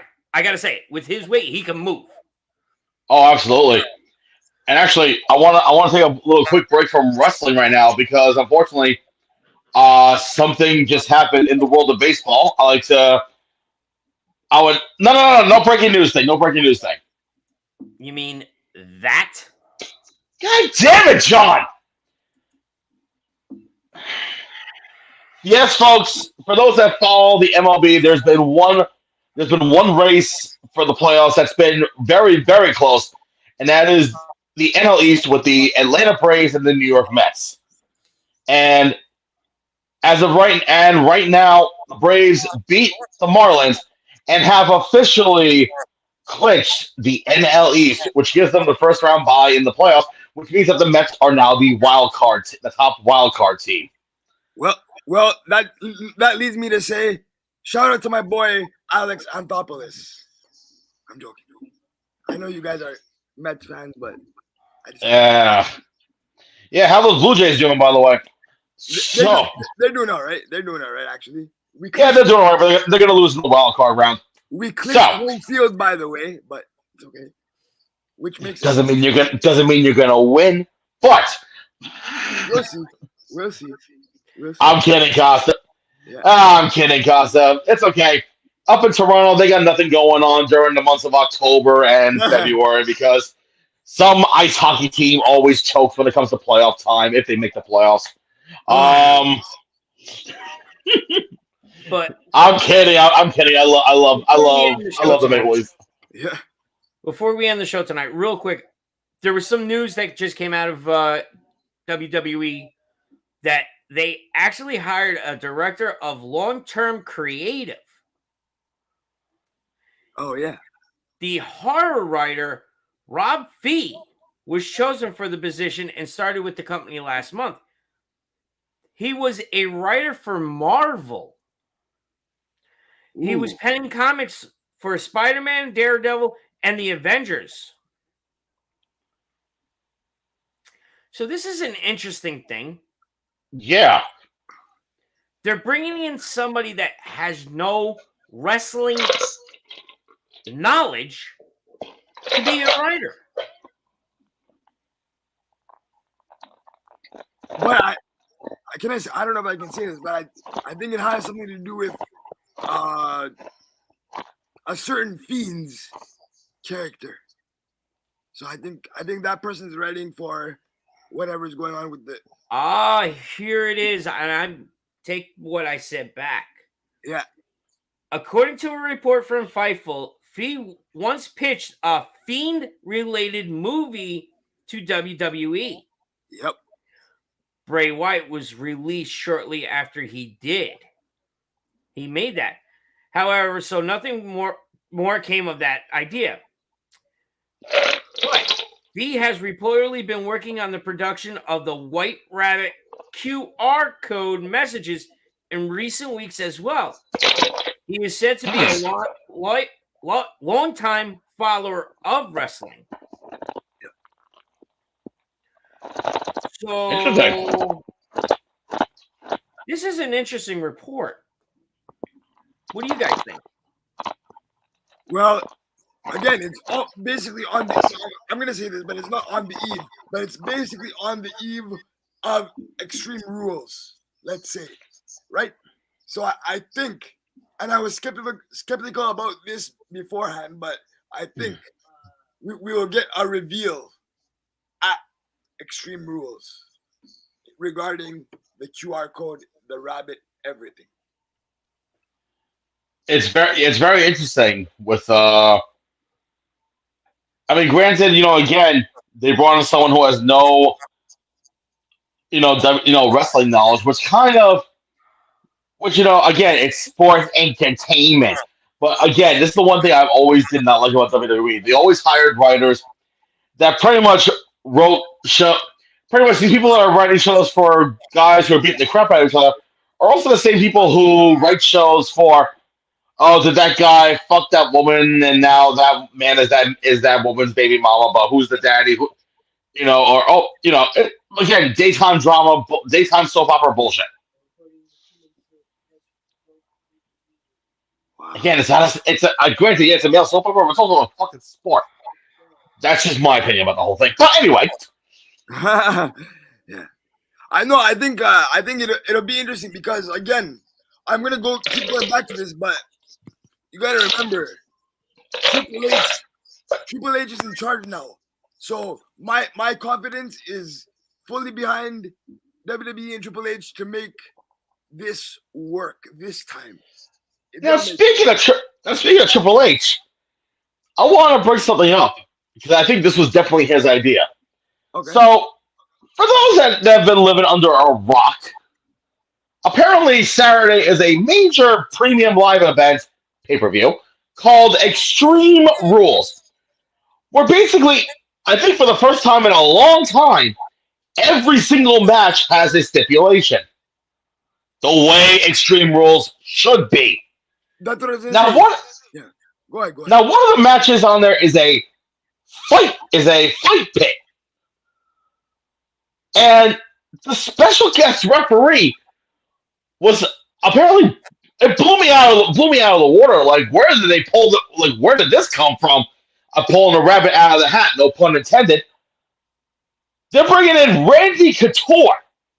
No. Or Daniel Cormier. Sorry. Daniel Cormier. Oh, sorry. Daniel Cormier to be the special guest referee. Where did that come from?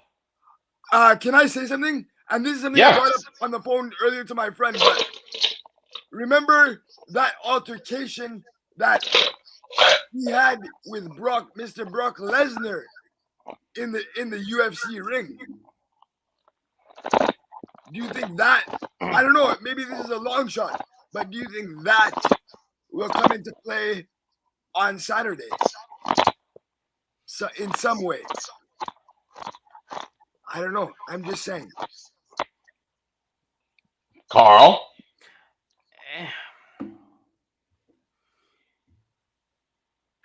It's interesting that they're bringing in a UFC guy. Exactly. What I would have rather have seen them bring back a legend.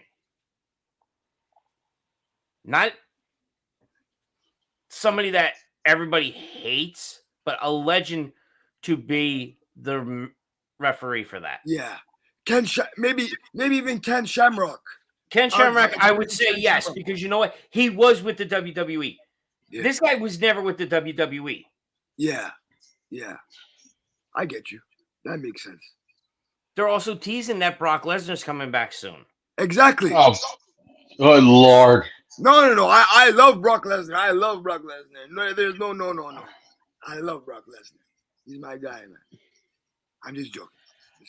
But no, but like I said, every single match on Extreme Rules is a different stipulation.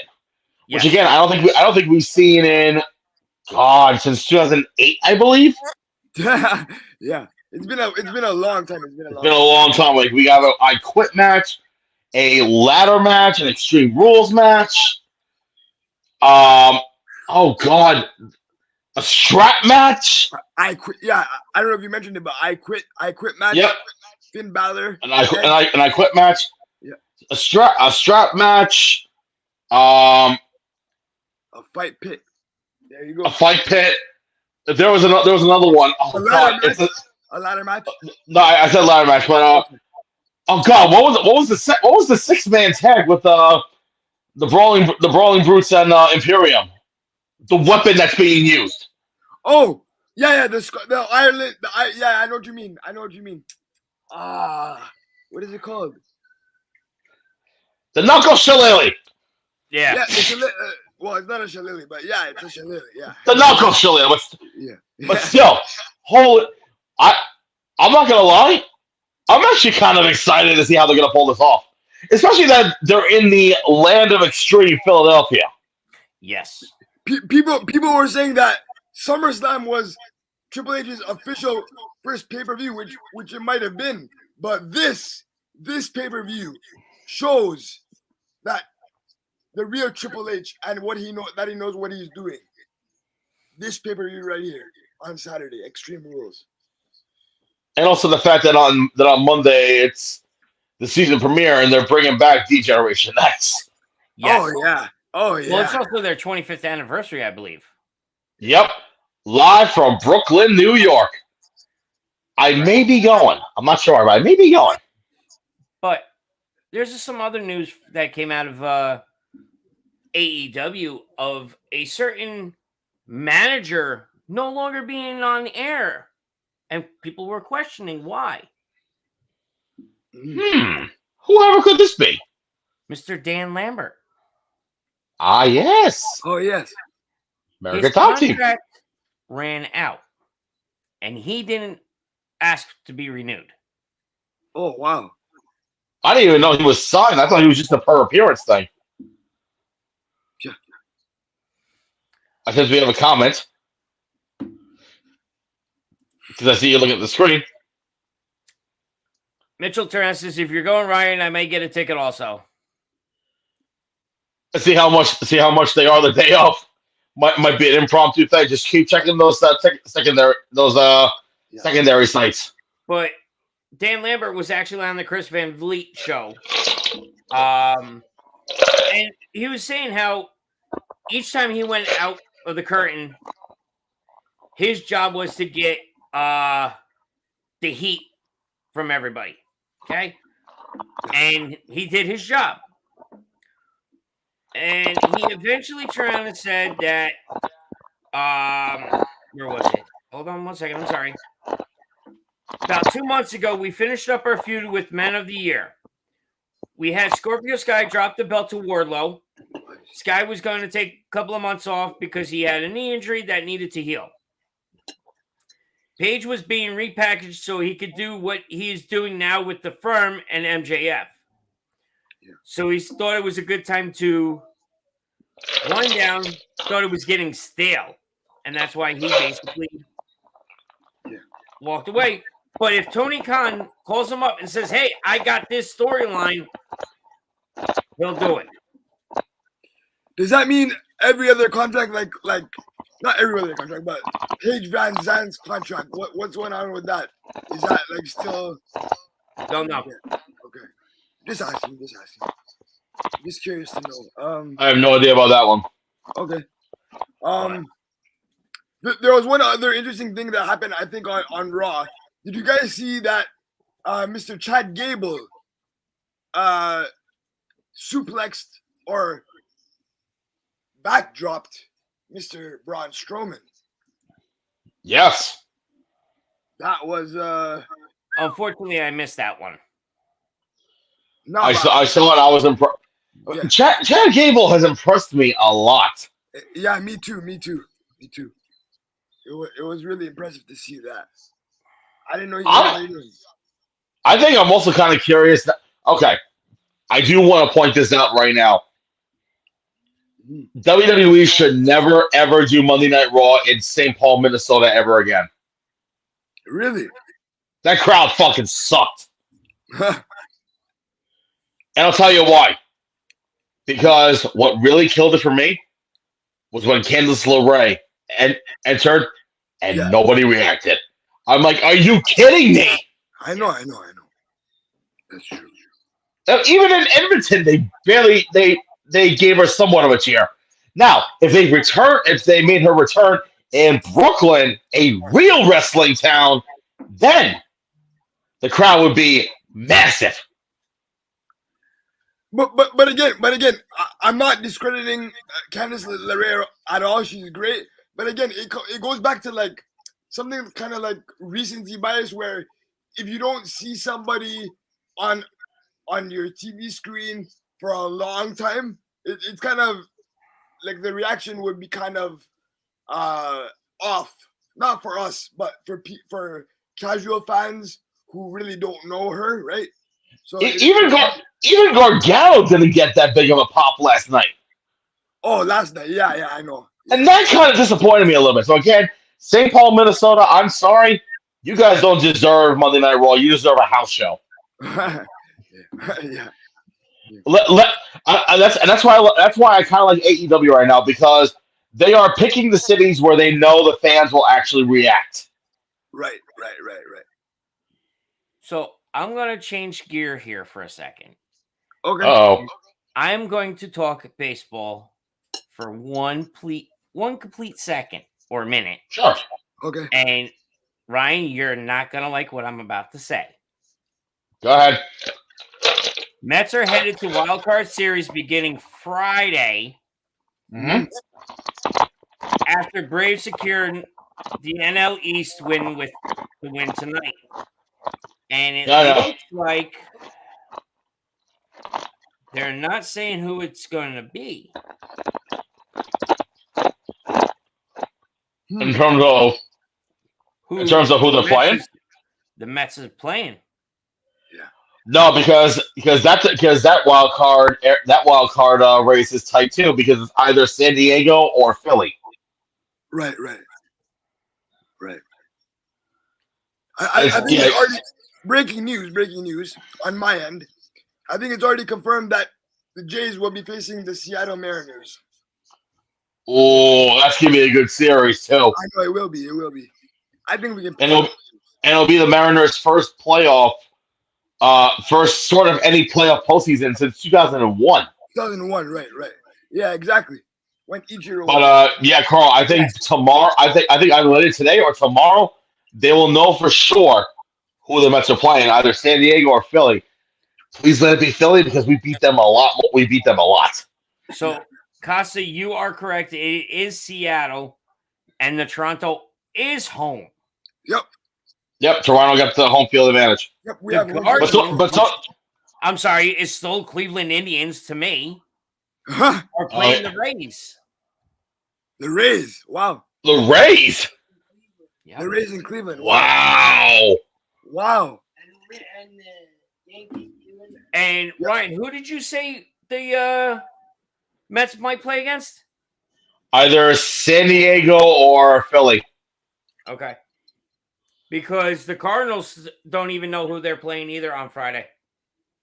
Yeah. They're probably waiting until tomorrow.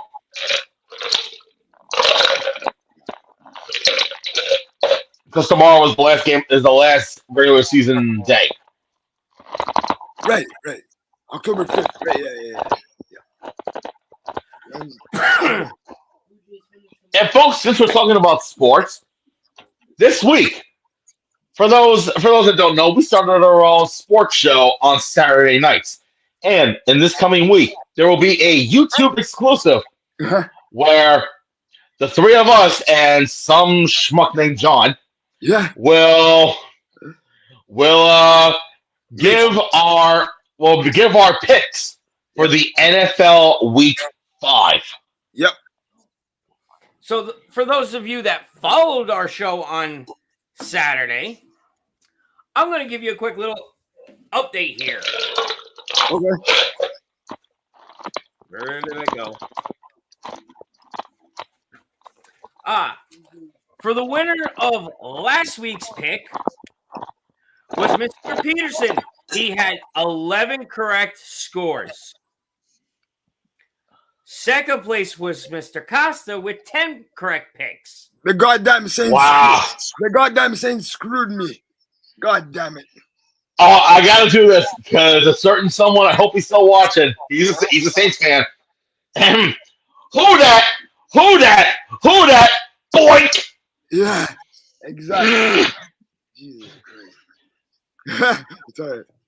We got a comment coming in from Joe saying hello. What's going on, Joe? Hey, what's up, Joe? How are you?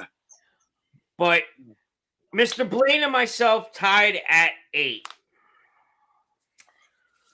So we will have a running track each week of who got the most, who doesn't. Exactly. And at the end of the season, this is only going to be regular season now. Okay. Yeah, postseason because the playoffs are going to be very tough. I know. Correct. Yeah. When it comes time for the playoffs, that's going to be a whole nother ball game for us. Exactly.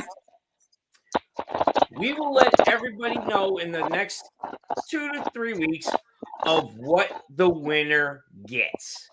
Ooh, I'm excited for this. Let's go.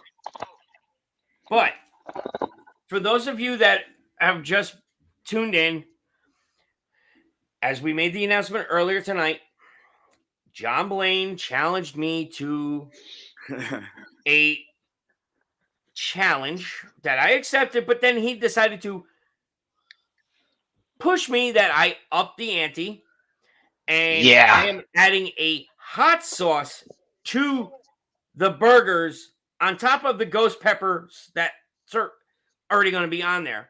Damn. But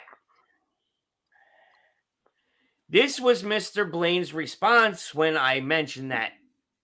He goes, "Oh, I'm so scared." Oh, damn. You best be scared. You best be Yeah. Johnny and boy, please, I know and you're please, somebody watching. has to record this. Somebody has to record this, please. Oh, trust me, it will be recorded live on the network. Oh, yeah. Yes, it will. Oh, yes, it will. All I'm going to say is, John, you are challenging a king when it comes to these challenges. I already told you what the first day one challenge is going to be. Mhm. And you looked at me in turn and says, "Really?" I'm going to announce it here on the air. We will be with BCW January 31st. Yep. I'm sorry, December 31st. The challenge I laid down to you that you stupidly accepted Mm-hmm. was the world's sourest powder. Oh, man. Oh, man. I showed that to BCW owner Anthony Cole, and he was laughing his ass off from the TikTok video I showed him. Yeah. I also sent it to you, Mr. Blaine, and you still accepted. God damn it. So Yeah, it's you one are. of two things, okay? And I love you like a brother, John. But you really need your head examined when I'm pulling out these challenges to you, because I am pulling out the world's worst things. Oh, yes. Oh, I'm yes. not really pulling out the most yet. John Want Boy, me to John go there? Boy, John I Boy. will. I have an ironclad stomach. Mhm. And the reason I say that, I had a tooth infection. ear infection. 2 Percocets, 2 Vicodins, 4 Advil, 6 Tylenol, all in a matter of 4 hours. Oh God. I should have had my stomach pumped. You want to know the worst part is? It didn't do shit. Oh shit! And I didn't even get sick. So if I can pull that off, yeah, you're done. But on that note, gentlemen, do you have anything else?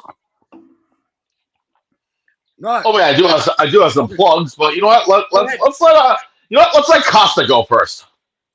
sorry about that interruption, Mr. Peterson. Sorry about that. No, because you know what it is. We never let you go first. So this time around, we're letting you go first, sir. All right. I just want to remind everybody that's watching tonight that next week is the debut of AEW events in Canada. So they will have AEW Dynamite next Wednesday, the October 12th, and AEW Rampage on Thursday and airing on Friday, I believe, Yes. October 13th. So I will be at Rampage. I was not able to get tickets to Dynamite, but that's all right. So if anyone wants to come by and say hi, you definitely can. I appreciate everybody that watches this show and every show we have on the network.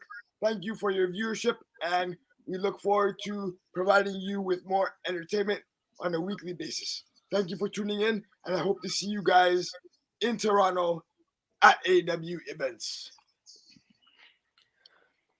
Mr. Peterson. Alrighty, so you guys can follow me at Twitter at Ryan_MC. As you see my big whole head here.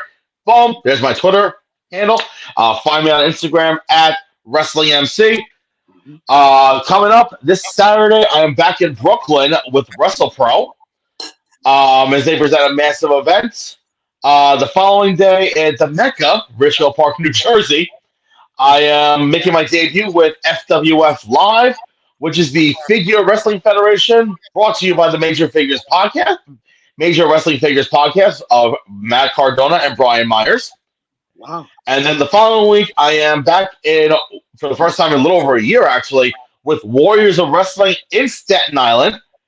And then the following day, back in Richfield Park, New Jersey.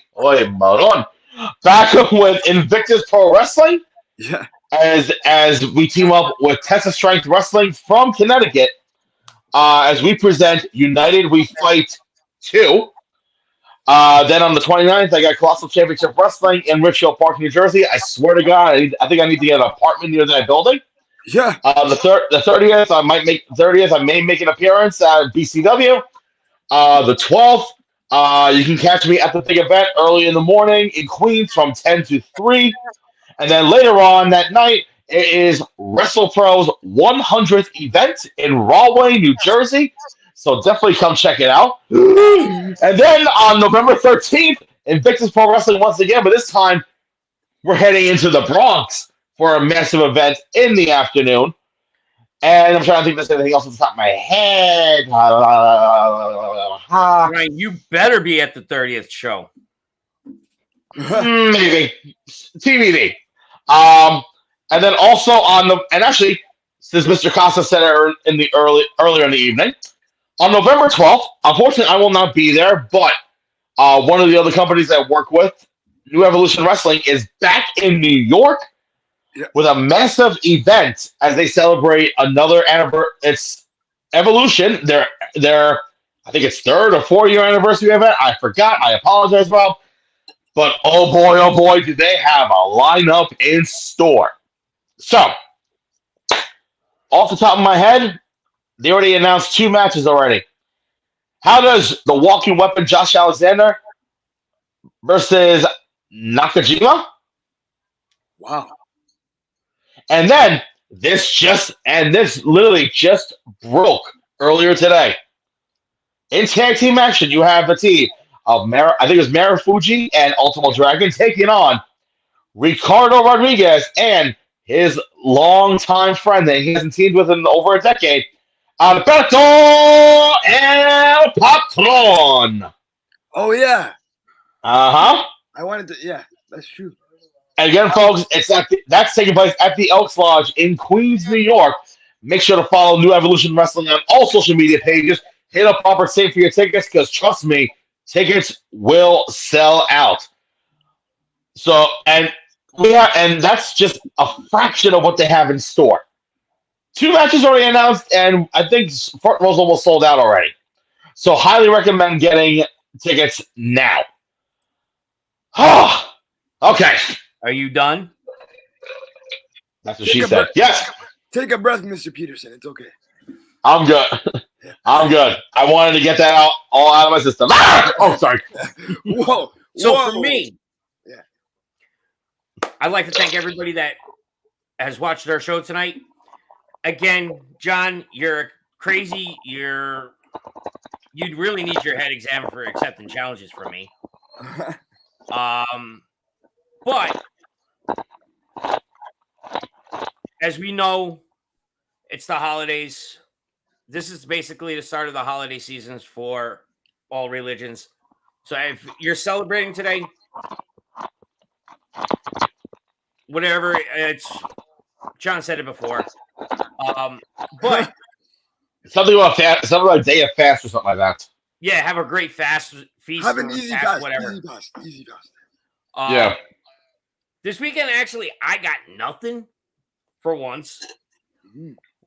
But next Saturday, Mr. Blaine and I are heading down to Baltimore for Sunday for one of a great show we are going to be part of. It's called Celebfest 5.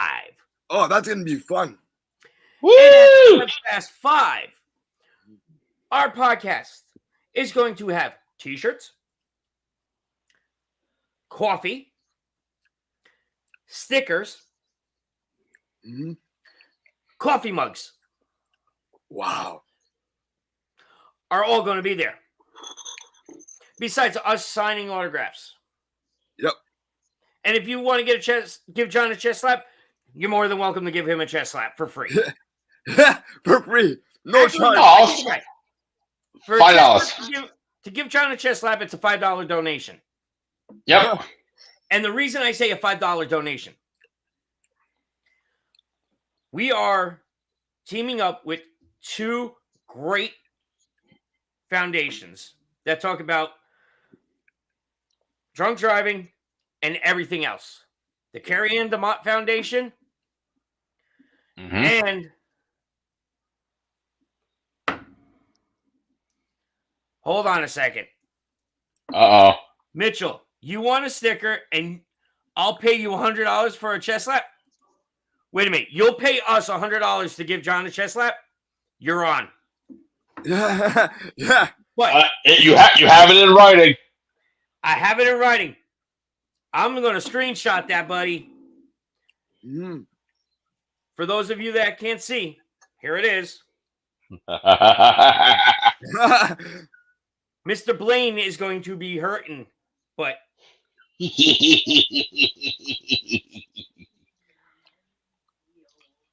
it's saved. But also, too, there's a local one right here in Jersey called Catch You Later Foundation. Yeah. The young lady by the name of Pam lost both her husband and daughter to a drunk driver 7 years ago this February, coming up. Yeah. Bill DeMott, good friend of ours, lost his daughter in exactly 6 days from now to a drunk driver. Drunk driving is the worst in the world. It is bigger than this opium pandemic, bigger than the massacres that are out there. Drunk driving. An accident or a crash. Sorry, can't say accident anymore because it's not an accident. It's a crash. Yeah. Our good friend Bill DeMott did a live video this morning. and I was watching it. And he said, we need to stop using the word accident. It's a crash. Mm-hmm. There is no accident. You drink and drive, you should be held responsible. It's a decision. It's a decision you It's make. a decision that is the stupidest decision in the world, because not only does it affect you, your family, but the family of those that are seriously injured or lose their lives to your stupid decisions. The impact. What follows along with that is it doesn't get better. The mental health issue of trying to wake up every day to move forward is worse. So we are partnering up with these two amazing foundations that they don't take a dime. Everything that is donated to them money-wise goes to the foundation to spread the word. They don't take dimes, okay? We are partnering up with them. And Mitchell, you said the best thing in the world. Would you rather kill someone or take an Uber? Your choice. 9 out of 10 times people do not take an Uber. One drink and getting behind the wheel is the wrong choice. That's all it takes. Because One it takes drink. 24 hours to get out of your system. You might think you're fine. You're not. But again, these two foundations you will find on our social medias within the next day or two. Please support them. Absolutely. They are one of the two that I know that I trust with my money. I'm not saying I'm a stickler to, I give it over to this one. No.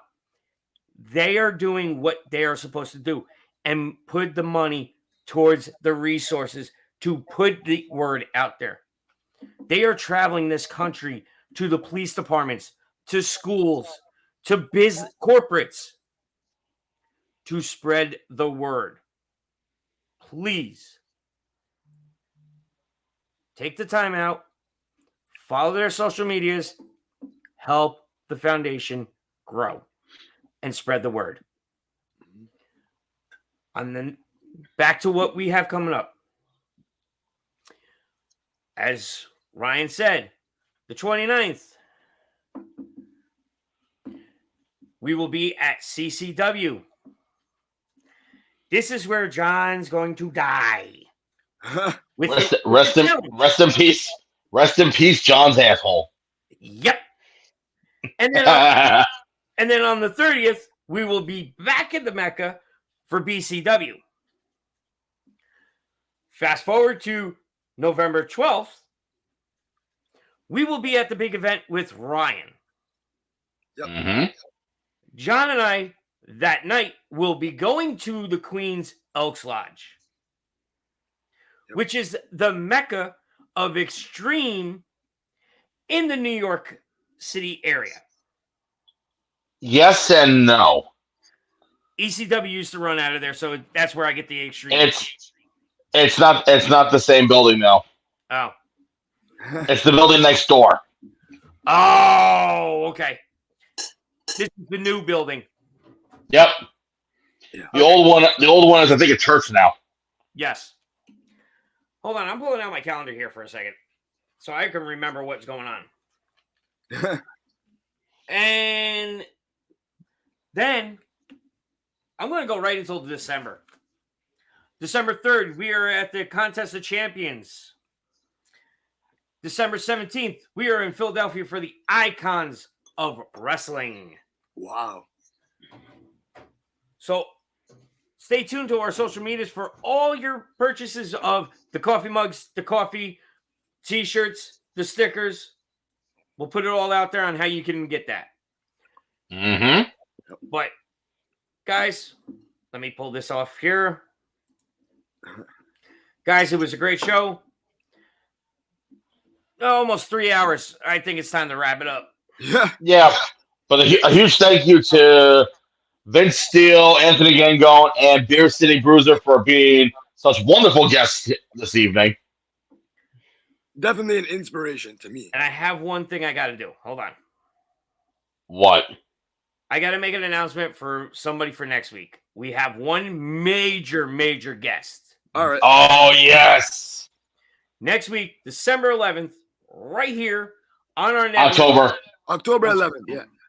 October 11th. Yeah. I should remember You that. It's my birthday. You jumped the gun a little too far. Yeah. By 2 months. October Yeah, 11th at 8:30. We have Mr. Sean Cannon from Cobra Kai.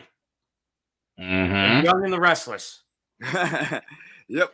Will be our guest right here. And then at 9 o'clock, we will have Trey Felipe. Don't want to miss that one because him and I will be going at it. Guaranteed.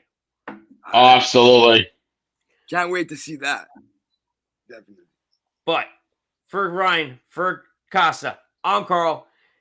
Thank you guys again for watching us. Again, go to YouTube, hit the subscribe button, hit the bell icon. It costs you nothing. Once we hit 100, we can have our own URL. Please help us out. We need we need that the most. So again, thank you guys for watching. Yeah, I can't even talk. Are you pulling a John on us now? Remember your first responders, which is your military, police, fire, and EMS, and love your family. Catch you guys all next week. Peace.